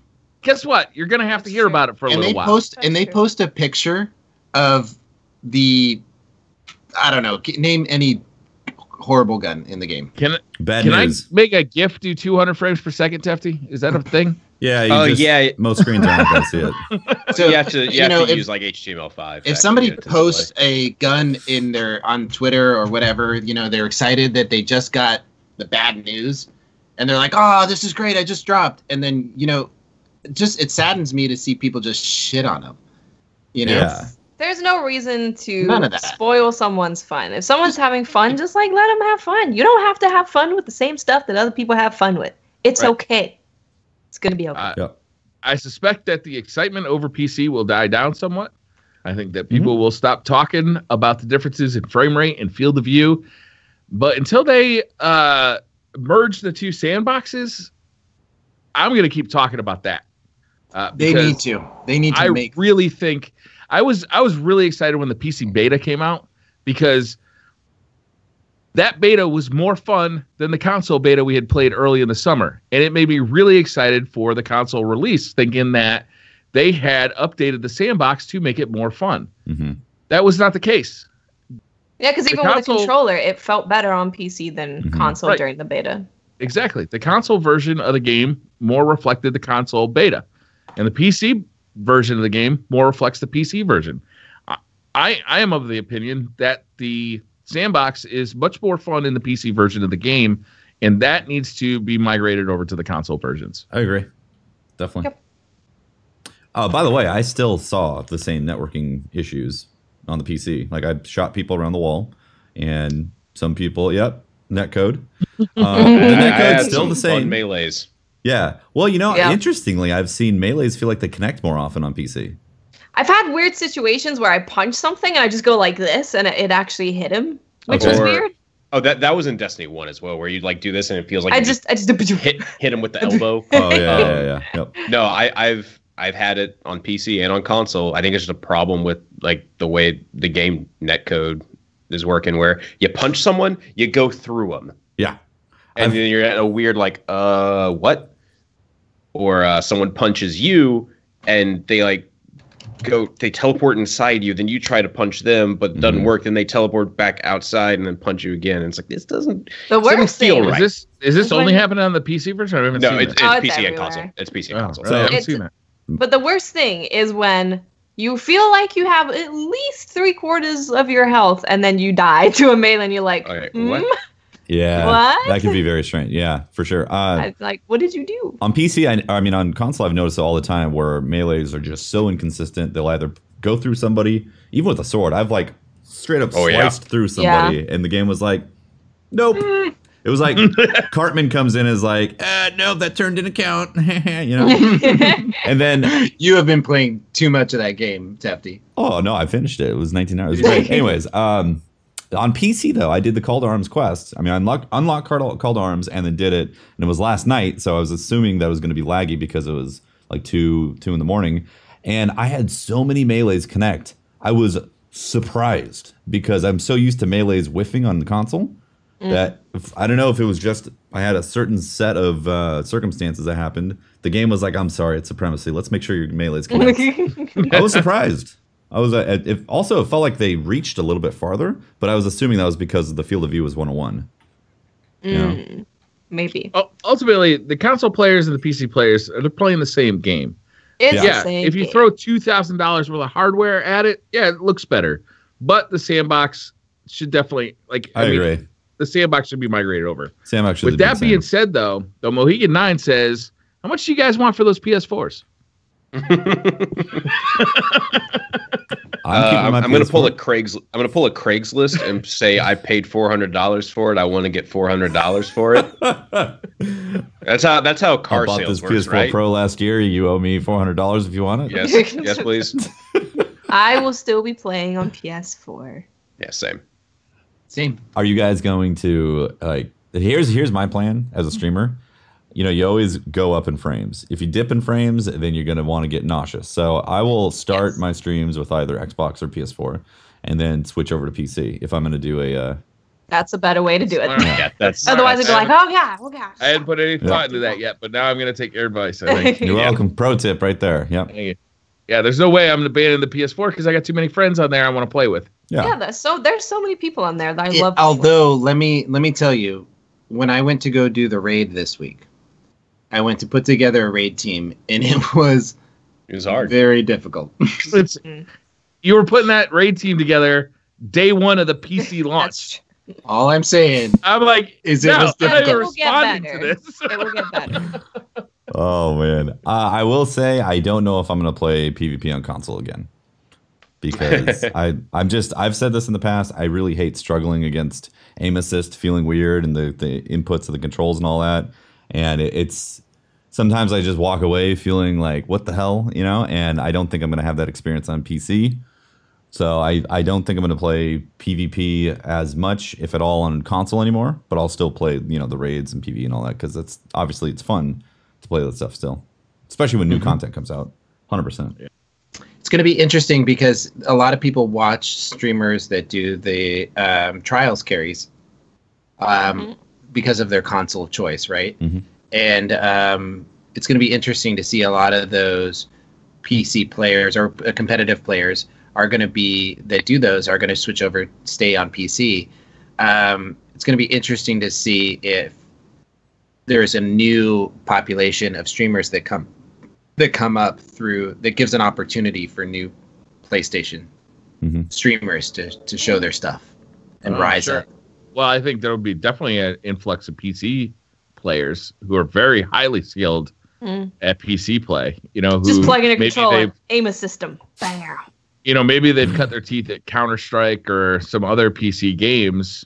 You know, they move into the Destiny community and all of a sudden find a willing audience for trials or, you know, other PvP activities. There's definitely, I can see that happening. Yeah. Alan says, how do you guys feel about waiting for new seasons for the sandbox to be up? I said I was going to read this before. Damn it. I forgot I put it in there. Ellen Necky says, great question by False, a fellow DCP fan. Can you guys do a quick run over of in-game video settings and how to test and optimize? I wanted to mention this because we talked a little bit about how NVIDIA had actually posted a site of a full breakdown of every single setting in Destiny on PC, what it does, and you can slide your mouse across the screen and see the differences between the two settings. So I don't think it's worth our time to actually go through the settings, but NVIDIA has posted this for you, Alaneki, and it's a great website. It is a big breakdown. You'll find everything you want in there. You'll find a link to it in last week's THWAB. Yep. Yes. Evan Meyer says, would you like to see Bungie make other 6-man activities beside the raid? Still hoping for a horror mode. Absolutely. I mean, that would be amazing. Do we talk about leaks? No, we don't. No, I don't think that's a good idea. I don't know anything about it. I won't say anything about no DLC. I'm staying away. We know nothing. I would really, I don't understand why Patrol is limited to 3 people. I don't really get it. I don't really get it either. It would be dope to have 6-player Patrol. Yes, it really would. Like, maybe you got could 4 or destroy 5 those people. public events. Or have more difficult ones. You're waiting to get your raid group all together, so you go run a couple public events with your friends. Like it's just nice, relaxing content to go do. Why not allow all your friends to do it? Let's not get too crazy with 6. Let's just say it matches up with PvP. Yeah. Why is it got to be 3 for strikes? Like, why is That's it so true? weird? Yeah, I'd love to have weird. 4 It and is 6. weird. We need. It would be great to have 4 and 4. At the very least. At least, yeah. Yeah. That would be great. At least when it was 6 for raids and for PvP, and then 3 for other PvP and for patrol. Like, it kind of made sense because you could have 2 groups of 3 go off and do patrols and then come back in to do, like, you can kind of separate and come back. Yeah. But with 4, it doesn't. You're just leaving someone out by themselves to be with the blueberries for patrol. And they also showed that they could do Gary it. Out. They also showed that they could do it because on Vault of Glass you could load in with your team, and then instead of doing Vault of Glass, you could just go around. You couldn't patrol, but you could still go explore the areas as a team of 6. I'm still holding out for 4. I think 4 would be a good number. Yeah. It wouldn't break it. That'd be great.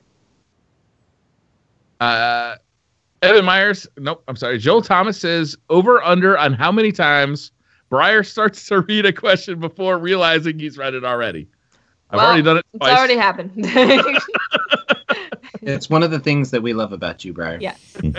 Yes. Mega Hive Team says, what's your preferred field of view settings? We already talked about this, I think. Max that shit.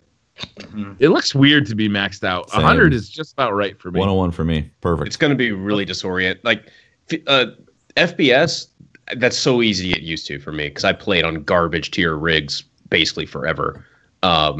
So going back and forth isn't too much of an issue. But going from the field of view change on console to PC, that's going from 75 that's gonna be brutal actually to 105, that's gonna be the hard part.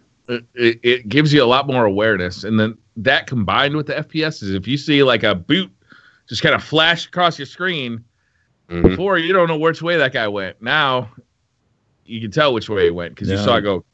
Now you have 4 times the information available to decide where it went. So during the dog encounter, does this mean we can see more dogs? A wider dog? Just fatter dogs. Fatter dogs. Yeah. Fisheye dogs. Damn, that dog fat. Fisheye dogs. That dog fat. You looking at me weird? Oh, man. Run, Rand says, movement speed, time to kill in Crucible seems fine on PC. Is sandbox tuning with PC in mind holding back the console experience? I haven't actually tested movement speed. One thing is it looks like you're moving faster at a wider field of view. Yeah. That is absolutely true. So I haven't tested if it actually is true, but my suspicion is no. The higher frame rate also makes it smoother. Well, so and the mouse aiming too. I don't know if you've seen this. Like, like mouse aiming, around. Yeah, you can just whip back and forth between people, and it creates the impression that it's going much quicker. Like a lot of people were saying, God, the PvP looks so much quicker, when I don't think the movement speed is any different. And I honestly don't know if the time to kill is different either.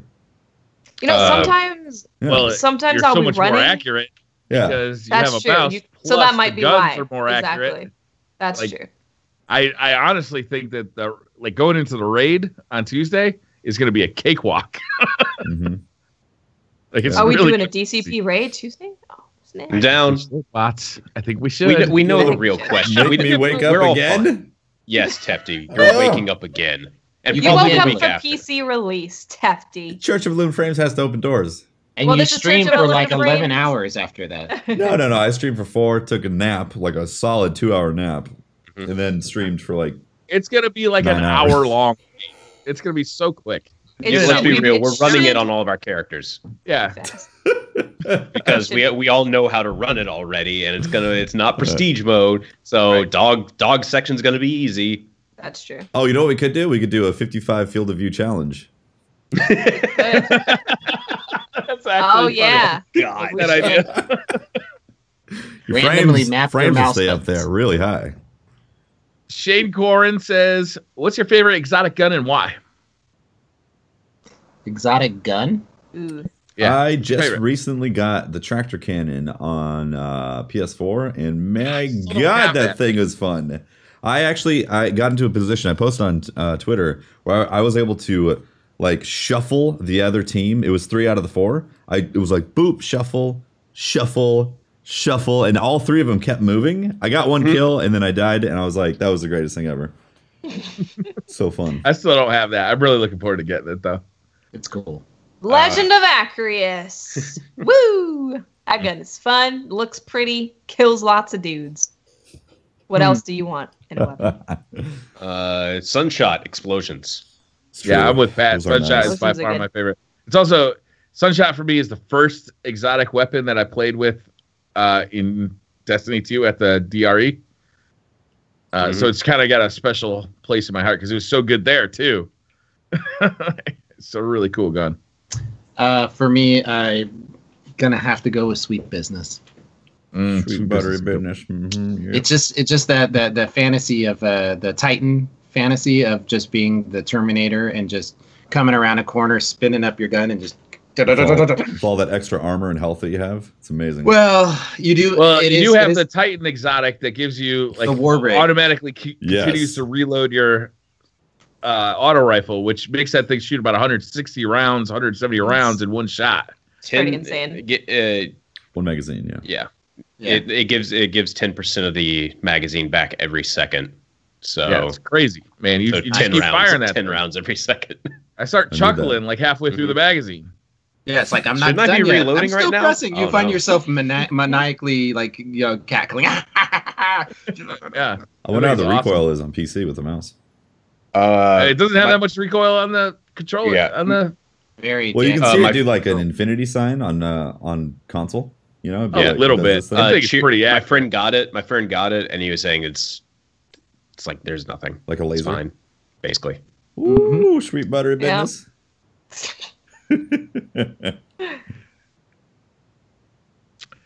Chris says, with how much praise Destiny 2 on PC is getting, do you feel like Bungie should put a lot more time and effort on getting PC right than console? No. No. Mm-mm. I mean, PC is right now, so Yeah. I don't Oh. really. They get should that. all progress together. Yes. They should not have. You don't want to split the anyone- community. You take Like that. if there's a patch, like that's why Briar's Point is absolutely the very first thing that we should be they should be talking about to us is marrying the sandboxes. Yeah. Yeah. I'm okay with the sandboxes being a little bit different to account for mouse and keyboard and controllers and all that stuff. But what I'm saying is that it's just fucking more fun. Like it's way more fun. No, I want to see. I want to Shoot see weapons. I want in to a see shooter. Right. I want to see the way those guns operate. The way that you guys described guns operating in the PC version, I don't want to have that conversation be 2 different conversations. Mhm. Yeah. I don't want to Yeah. do 2 separate reviews on every weapon, That's please. true. Which You're I gonna think have to. You kind of need to do, right? I Kinda know. After looking at the recoil differences, I'm like, oh, my Vigilance Wing review is like kind of negated a little that thing's bit. a laser beam.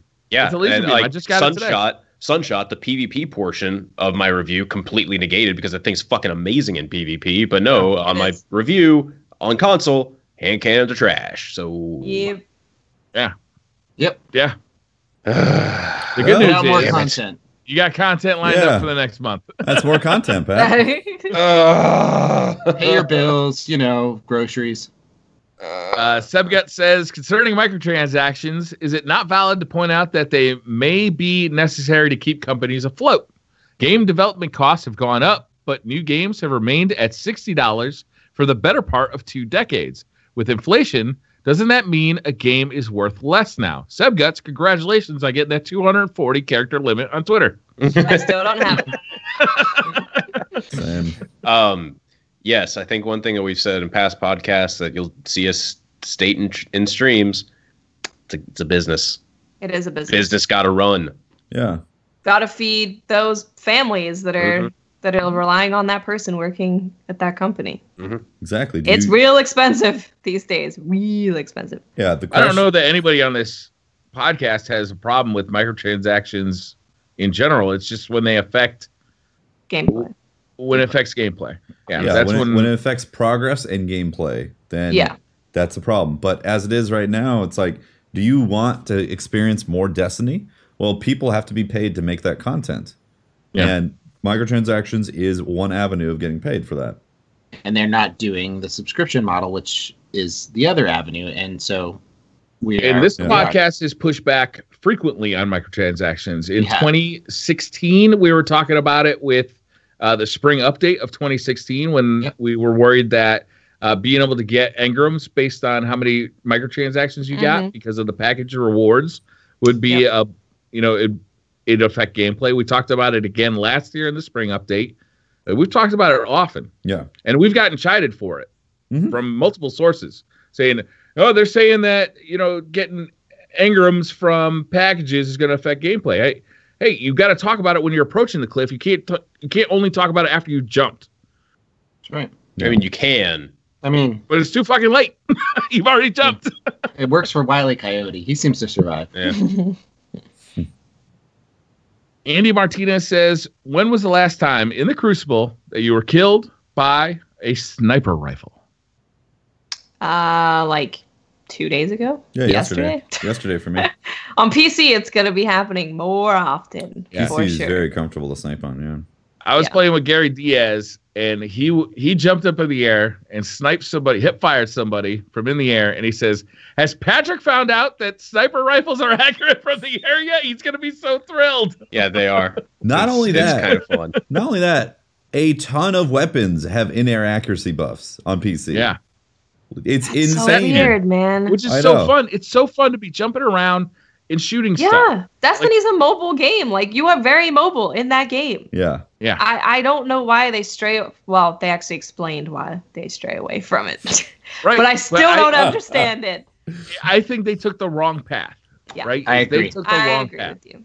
And that's why it's so refreshing to play the PC version, is because it's reset that path. Guns are accurate again, and they're fun to shoot again. Mm-hmm. Yeah.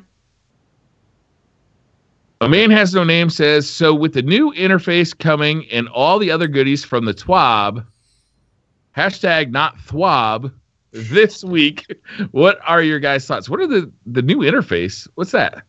Did I miss something in the TWAB? Was that I think that was the emote interface that he was talking about. Oh, okay. Okay. Oh. Okay, so we shared our thoughts at the beginning of the podcast. Yeah. Stephen Ice says, what was your favorite tower look in Destiny 1? SRL, Dawning, and how do you expect snowball fights to play? There's Probably only I like the Dawning. I thought that was amazing. Dawning was beautiful. Yeah. Dawning. And now we're getting snowball fights and snow forts. and at the hockey. Woo, hockey. I like some of the things that, I know there's a bad feeling about how they played out the Festival of the Cost or Lost. I get that, but I like the idea of the masks, and that was fun. I also liked the first year they did it. It was a surprise. Yeah. Yes. So it felt like it was much more forgivable. But the second year they had advertised it a bunch and said, "Oh, look at all this stuff that's coming," and then it was 5 minutes of content and then a bunch of shit you had to pay for. Yeah, and the reason why it was Festival of the Cost is because you could get a few things free, but then everything else you had to pay money for. Whereas they completely got rid of that system and made it so it's XP earned now with the ability to still buy those engrams. Yeah. So they fixed that part of it, essentially. Microtransactions are much better in Destiny 2 than They were. are much better. Dave Security says, do you guys think PC improvements like Field of View might ever come to console? Just watching the game streamed on PC makes playing on Xbox feel bad. So increasing the field of view does affect FPS. Big time. So by a very, very big margin. In that NVIDIA thing that we were talking about earlier, you can see exactly the differences. Like you're talking about maybe a 20 to 30 FPS difference between 75 and 105 FPS. That's a big Or difference. field of view. Yeah, that's a big difference. It is, Yeah. yeah. It's huge. I So don't we can't think- get it on console? Probably not. Nah. No, the hardware doesn't exist Not this for it. console. Maybe PS5, Xbox. Or that Xbox One X. No, that The would be, Xbox One X is probably capable of it, but they I didn't don't know. think they're gonna do it. I Having think the it's- One X be capable of FOV changes would be kind of nuts. It comes down to the processor. I mean, the more stuff on the screen means the more stuff that the processor has to calculate for physics and all that, for visual correctiveness or whatever. It's not just the GPU problem. It's those processor cycles, and the console processors are they're too old. They're not capable of it. You can get Destiny running pretty good on some pretty potato hardware. Yeah, but have you checked that VSync from unlimited or from none to 30? This game don't look good at 30 FPS on PC without all the console wizardry. Like there's some definite specific type of motion blur, depth of field. There's a bunch of stuff that they're doing on console that I don't think you can really access on PC because console looks good. If they can get the game running at 4K, 30 frames per second on the PS4 Pro, then my guess is there's a lot of extra power on the Xbox One X that's not being tapped. Yeah, but again, the resolution of the visuals is different from the calculation of what the CPU has to do. So the wider field of view means there's more stuff in view that it has to account for. More enemies, more effects. I'm not saying they're doing it, Tefty. I don't think they're going to do it, but I think that there's probably some untapped potential to that Xbox One X. It's the same CPU. I mean, we haven't seen the game yet, so I mean, this is all speculation. I think it's like 200 hertz higher. And that's it, but it's the same CPU. Yeah, but it's got a much more powerful GPU, so it can offload a lot of the doesn't work. Calculate physics. Yeah, but it calculates the graphics. It calculates the pixels. It doesn't calculate. It doesn't calculate the enemies and their animations. No, it calculates. It calculates pixels and rendering of light and all that stuff. It doesn't calculate the physics of the enemies and the way the bolts are being calculated. So if you have a wider field of view, there's more stuff to calculate for the CPU. Just straight up. I understand that. But you can offload a lot of that work to the GPU. Look, no, you can't. Yes, you can. You absolutely can. It's not set up. It's literally not set up on consoles to do that. Colonel Panic says, "Are you as upset as I am that Destiny novels aren't a thing yet?" I'm not super upset about it. I mean, I would love to see like even short films that Overwatch does, right? For Destiny lore. I think that would be amazing. Or does it? That there's no novels? Mm-hmm. It would be good. It would be great. I can't go on Reddit anymore. That place is a salt mine. What am I supposed to read at night? You can go, comments? Fuck no. You can go to sleep based on Bife's soothing, pleasing British No, that's what Tefty shoots for. That is my ASMR. I really miss the Planet Coaster streams. Everyone misses Planet Coaster. There was a Halloween update right there. That was Tefty's peak. I think it's time to bring them back. Might have to bring back a Halloween coaster stream at some point. Yeah, just for like a half hour every night at like 11 o'clock. Eastern. I don't know. I almost think that we won't see any novels to that effect because I don't know. If you put out a novel, it's a lot harder to retcon some stuff out of the storyline. Yeah, I think you just pull a Star Wars and say, forget about all that shit. Just pull a Dragon Ball Z. It's like GTs and canon. Then I really enjoyed the Halo series, the Fall of Reach books, and just that whole Halo series. If you guys haven't read it, is definitely worth the read. It's some of my favorite from as far as like video game sci-fi lore. Yeah, it was fun. They were fun to read. It was fun to dive deeper into the video game, like kind of that lore. But it was such a fun lore. It's such a fun world to explore. Even from CE, it's just right off the bat, it's fun. Yeah. But so is Destiny. Sure. And that if they could explore and use that as an avenue of digging deeper into some of these things like the war mines and, I think there's so much that they can talk about, even backstory, some previous stuff that's happened in the, that we've, I'm sorry, but yeah, like just getting into the lore in a way that you can't do it through the game. Let's have an animated series. Yeah. I don't want to read a book. I want an animated series. I want an animated short. What are you doing while you're taking a dump over there, Tefty? Watching it on my phone. Good point. I'm reading the salt on Reddit, man. I'm doing that, obviously. I can't shit with all that salt. It just tightens up the butthole. Clicks me right up. Clifton Ampanza says, "Where is the best area in the game to test frame rates?" If you want, yeah, go to Trosland, back of the church area, specifically when there's a public event going on there. Notorious. When I'm streaming, I'll dip down to 50 FPS. Damn, that low. I mean, I'm running the entire game on high and streaming all from a single rig. Oh, you're streaming from one rig. Okay. Yeah. Mine will dip down to like 80 at the lowest. Yeah. That first level too. The very first level, if you're looking to like kind of test multiple rigs, I don't know the background behind this question, but if you're looking to kind of repeatedly test the same environment over and over again, in the first level, in the tower when the tower's being destroyed, and you're walking like in that big area where you're with other guardians and you're in Zavala's bubble is a good spot because you see a lot of geometry and a lot of enemies. But then right after that, when you're walking through that little tunnel through the marketplace, that's another good spot too. That hits it hard. Mm-hmm. JJ Crash 89 says, "When would you expect the next round of Faction Rally in Banana?" I'm thinking Faction Rally the week of November 7th and Banana November 21st. I don't have a calendar on this computer. Well, we had it this month for Iron Banner, so it usually comes every month. So my guess would be 1 month after it was last year. Do we think Faction Rally is going to be a monthly thing? I think so. I'm assuming. Yeah, I think so too. I would assume so. Yeah.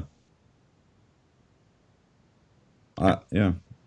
Next month, I think is our answer. Next season, sometime in November. I mean, they already said what's happening on PC, so I'm assuming it's after the things that they said on PC. Mm-hmm. Yeah, because they're going to be synced. Yeah. Yep. Mad Geek says, "Vault sorting is a mess. What specific sorts would you like to see put in, and which sort would you like to be the default?" Type. Weapon type. Yeah. Type would be Weapon great. type would be great. Rarity would be awesome. I mean, it already has rarity, but it puts everything in there. So I want weapon type along with rarity. I want multiple sorts, right? Yeah. I want stackable sorts. Mm-hmm. Yeah. This Pulse rifles. Oh. Rate of fire. Duplicates. Light level. Duplicates. Oh, yeah, would be Dim has huge. A duplicate, and it's I thought you can very sort by helpful. quantity, and that will show duplicates. Oh, really? Can you do that already? I think quantity shows duplicates, Oh. but I might be misremembering that. I'll be honest with you, I don't interact with my vault at all. I use Dim. I just use Dim. primarily. I've started using Ishtar Collective on my phone when I'm playing in the living room, and it's still it's good. But yeah, Dim has got great features. The vault, I can't believe the state of the vault, and I can't believe that it's so limited in space, and I can't believe that we have like so many more mods than we have spots for mods, and so many more shaders than we got spots for shaders, and we don't even have a DLC yet. If we don't get an increase in vault space, I mean, I don't want to start having that bitch section again, but I will because it's ridiculous. Like, come on, man, this game is all about collecting stuff. Give us room to collect it. Why is this a thing again? Yeah, Why is you're this right. thing again? Yeah, it is a collection game. We don't even have random rolls, and we're almost running out of like vault space. That's true. Adam Wilson says, after Tefty's Hunter fashion show the other week, I was wondering who is the best looking character and who has the worst. Now, normally I don't pick questions that pit us against each other because it's just, I don't know, I like us to be a united front. I hate all of you. This motherfucker called me out. He said, my money's on Watts being the best and Pryor the worst. The worst, he said. I would agree with him. I'm not Kind of gonna second that.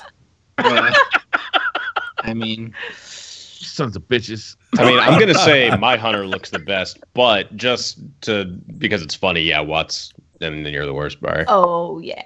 God damn. Thanks, internet. Watts has got like a natural ability. Every time she sends a picture, I see her streaming. Her Hunter looks just fresh. I mean, oh yeah. I don't know. I gotta say, my hunter looks good too, but just saying. Yeah, Probably, I don't even know what my Hunter looks like. I don't pay any attention. Well, there you go, There it Briar. is. That's See, why that's you're the what worst. that's what I do in real life, and let me tell you, it's not working. Spooky Code says, is there any features from the PC version that you'd like to see come to console other than 60 frames per second? Yeah, we talked about the Yeah, we did talk about that. sandbox I think we're done. Oh, sandbox. I think one that could actually come in would be reticle color. Change reticle color. That is a nice thing. That is so nice. Yeah. That is really nice. The white gets lost to me a lot of the time. And so I've switched over to like kind of that bright neon green. Yep. And, like it just never gets lost. It's always right there. It's one of the things that I really appreciated about, or I enjoyed about the Call of Duty series is that you could, one of the rank up features of a gun is getting these different reticle sights. Yeah. And you being able to, customize the color and whichever way. That, for someone that's colorblind, that helps a lot. Oh, that I can really helps a lot. Yeah. Seer Prophet says, if interest in Destiny 2 ever fell to an all-time low, would the cast considering talking about different subjects? I feel like we already do that. Would be the Right? We just make the the last half of the community podcast the first half of the podcast. Basically. During epic droughts, this is basically what we've done. Talked about other things. Yeah. And Talk about Just other shot the shit. a new game comes out. Cool. It's that game podcast Yeah. for the week, Yep. basically. Speaking of, Wolfenstein 2, Mario Odyssey, and Assassin's Creed Origins. All, like, right now, essentially coming out. Like, That's literally, as we're talking, getting released. I am dying to play all three of those games too. Like, and play Destiny. Like, Right? Yes. There's a lot of good games. We should play them all. About a week Yes. apart, guys. Like, do we? Yeah, Can spread it we call out a each other? bit. Come on. Good God. Of course, this is I mean, Yeah, although dude. 2017 all year, it's been like hit after hit That's after Yeah. hit. true. Is it My so many job video games. playing Yes. video games is getting in the way of me wanting to play video games. That's true. Yep. It's a tough Tough life problem for you to have, guys. man. Yeah. It's a rough life. So. Yeah, I just then- know I don't have time for any of that crap, so I don't bother even. Don't blame us for your poor life decisions, Pope. You fucking casual. Oh, man. Also in November, Casual. there's a whole bunch of great Pope's a games coming out. casual. Come on. There's also DLCs coming out in November. Horizon Zero Dawn Right. DLC. We've got, I'm gonna play that for sure. yeah. Like, I am dying to get into the Warframe DLC. I haven't touched it. Oh, that's awesome. I'm dying to get in there. When you take down an Eidolon, you'll be like, this is how world bosses should feel in Destiny. Yeah. Mhm. Oh, yeah. Nice. Love to see world bosses in Destiny. Mm-hmm. Biggin says, if you had to choose between shower beers and bacon for the rest of your life, Bacon. No, Bacon. The Pope just says no. I can no, have that's bacon. not. I refuse. I refuse that question. I'm not even going to entertain it. I can have bacon in the shower. You can only have shower beer in the shower. Showers are so important part of my day that I don't care. I'm Bacon not in even. the shower? you're not losing shower. You're just losing the shower beer. You might as well say I'm losing the shower. There's just. They're hand in hand. But Pope, They're you hand can in You hand. now got like a mini fridge right next to the shower. I mean, I you can pour have beer. shower bacon. It doesn't matter, That man. sounds soggy. I have a Yeah. I put up my phone on the shelf and I put on a stream of whoever's one of you guys is streaming and I drink a beer and I take a shower. It's a private That moment. sounds awesome. I Huh. can't. Shower beer's good stuff. Shower beers are important. Like, Next time bacon is delicious. I love bacon, but I can't remember the last time I actually ate bacon. Mm. But I had a shower beer like 3 days ago. And I do it all the time. I love the shower beer, man. You can't remember I last time you had Ultimate bacon? relaxation. I remember every piece of bacon. Yeah, I'm about to say, like, you can't remember last time you had bacon? I think it was actually at Guardian Con because the Oh. hotel had like the Yeah, I the remember breakfast, we were sitting and there was yeah. bacon. Yeah. I had fake bacon today. Does that count? Turkey No. bacon? Okay. It certainly does not. No. No, that's not. Oh, veganism, right. Yeah.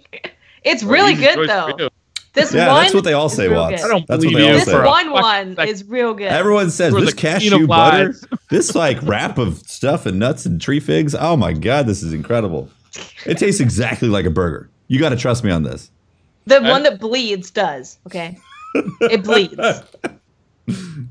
Oh man. Dropkick Hoonigan says, pizza, square cut or pie cut? Does it depend on the crust? If so, why is Little Caesars the only acceptable square pizza? Look, Oh, I Little don't know that Caesars is more of a life choice. You eat Little Caesars because it's the only thing available.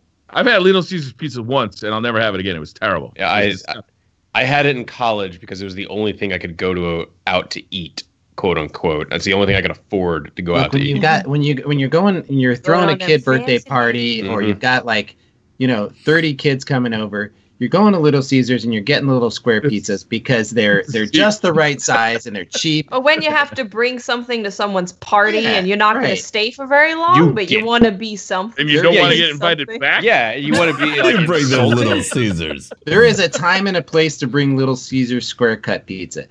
Aren't those things like $5? $5 pizzas? They're really cheap. Dirt, yeah. Yeah. What are they made out of? Lips and assholes. Don't ask. I think that's more expensive, honestly. Lips and assholes. It can't be that. Don't ask and don't try to eat it after it's gone past searing hot temperature. No, not even a day. Like once it is cooled to the point that the cheese is no longer just stretchy, then just you're don't done. eat Little Caesars pizza. Don't eat Domino's pizza, Pizza Hut pizza. Whoa. Any of that fucking shitty pizza. Don't do it. Whoa. There is literally a guy who makes regular pizza probably 5 minutes further away. Don't eat that shit. True, it's honestly. terrible. You need to slow your roll. places. I don't need to slow your roll. about the pizza being 5 minutes away. I care about the pizza getting to me.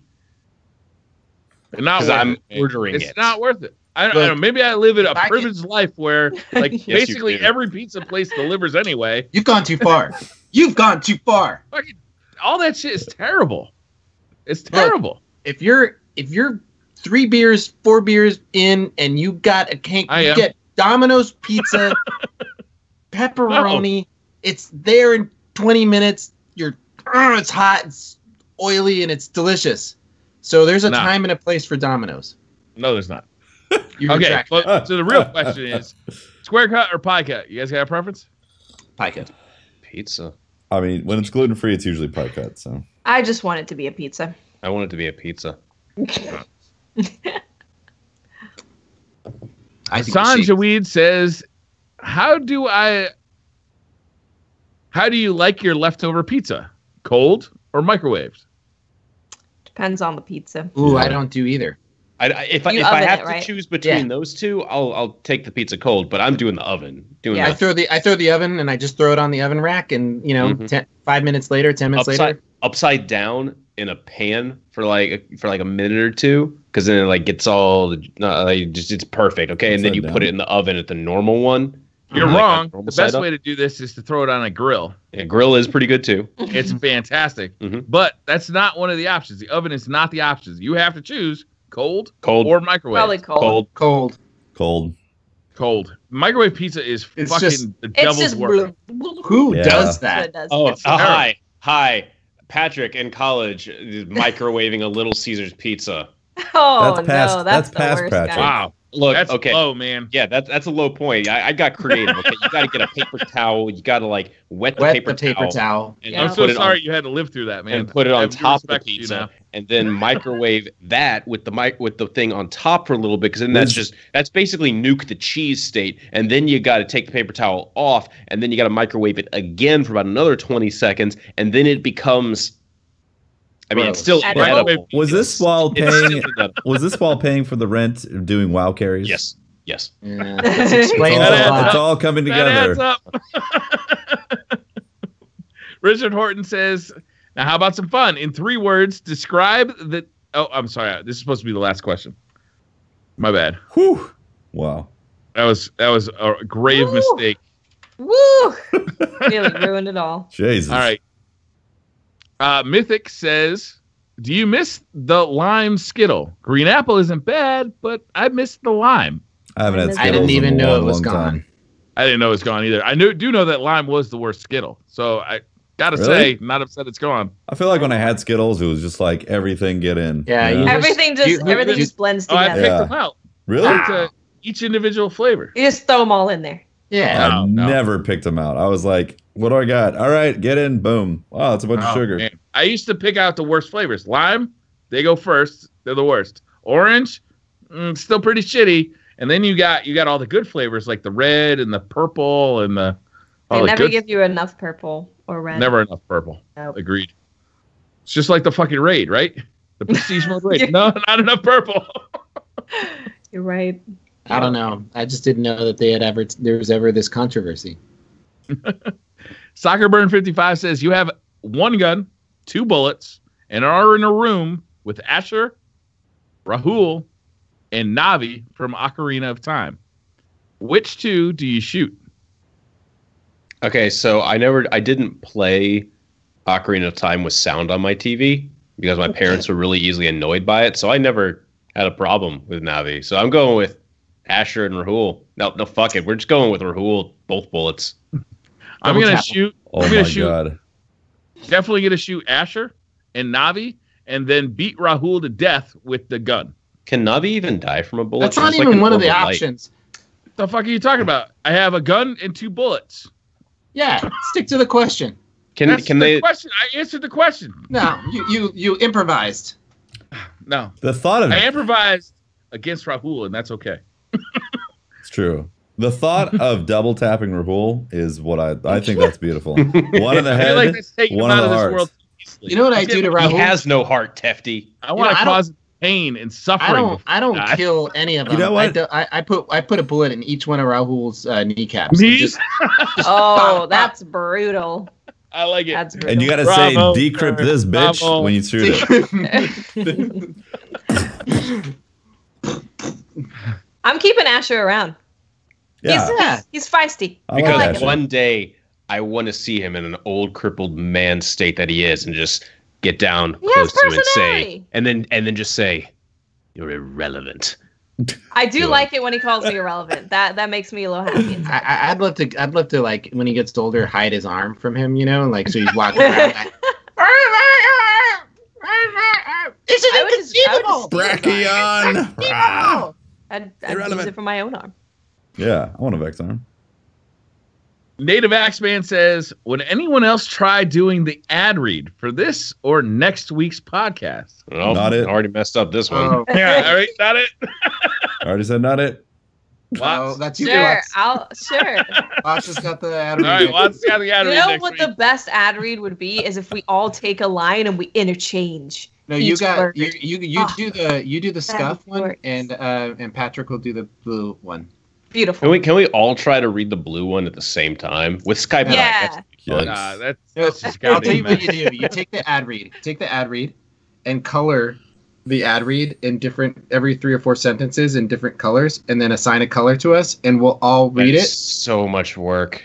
I'll read the blue. It's literally like 2 minutes of work. So much work. My God, never mind. We should sing it in unison and as a choir. That's what it worked out so well for Mbop when we did the. There we go. Yep. That's what we do. Yeah. Who doesn't want an encore of that?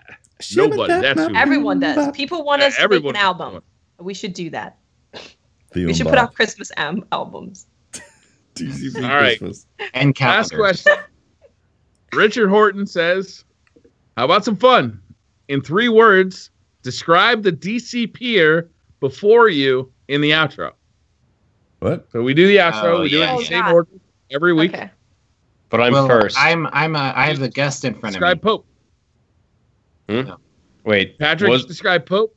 Pope, you describe who goes. I do the guests. Oh, Watts. Okay. I mean, improvise here. Come on. All right, fine.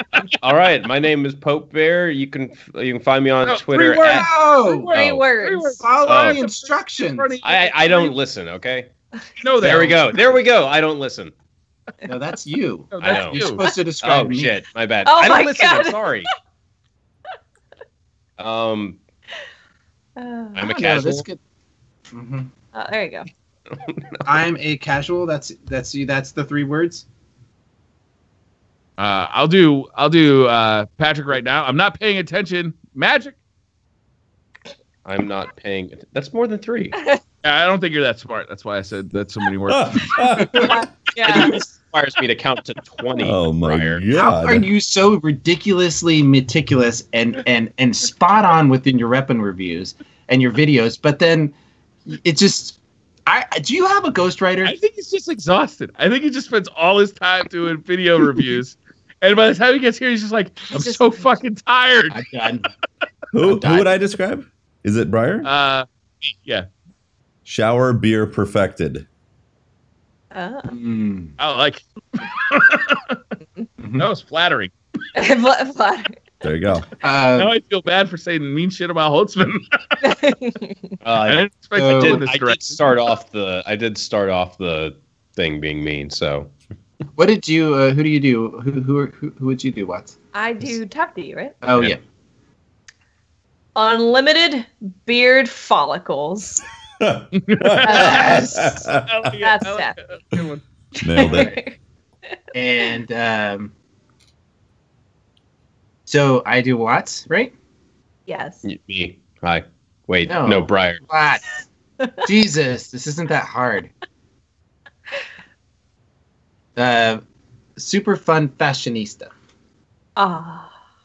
Fabulous There you fun fashionista. That's Gotta mine, not yours. gotta get the You get your own.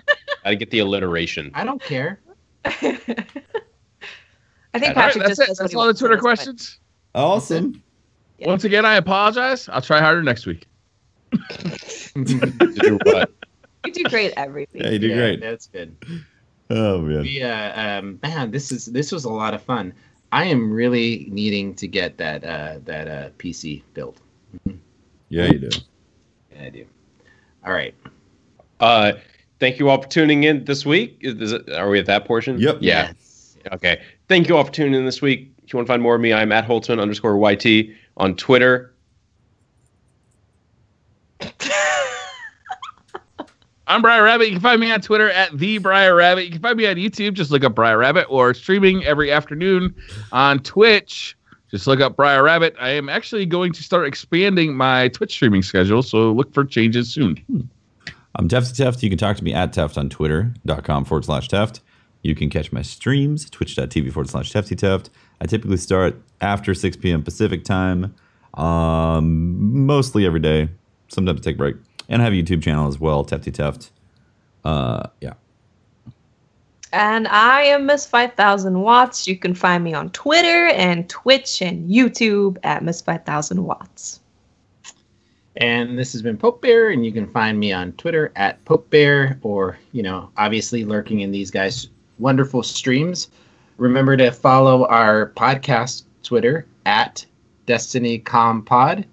If you're listening to this on iTunes, it is extremely important that you leave a rating for us and tell everybody how great we are, because you have helped propel us up into the top 30 of podcasts on iTunes. We are Top 30? 28. Well, for our category, at least. For okay. gaming, for gaming and hobbies. And hobbies. We are not that far from Kinda Funny podcast. We're like two behind them. We've got some great company up there, and I just want to take a moment to thank all of our listeners and fans out there that you guys have been with us and have helped us to enjoy this weekly ritual. And thank you for spending your time with us. Yeah. We've got great guests lined up.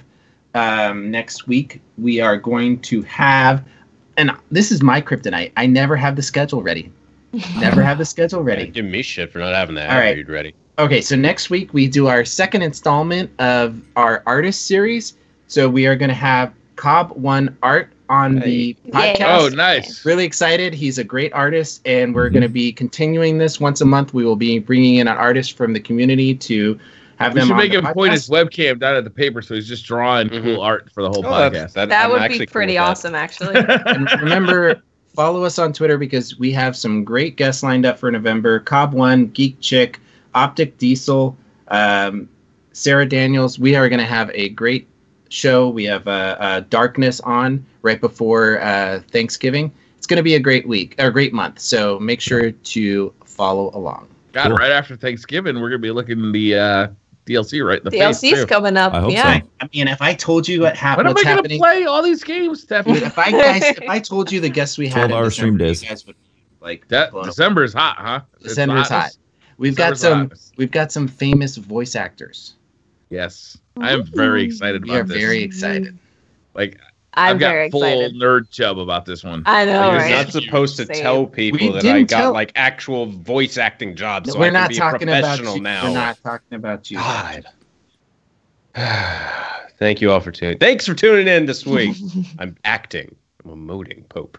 Oh, I'm sorry. I didn't know. That's what I was doing. Oh. Emote. You were Emoting. Well, Anyway, thank you all for tuning in this week. We'll see you all next week. See you next week. Bye.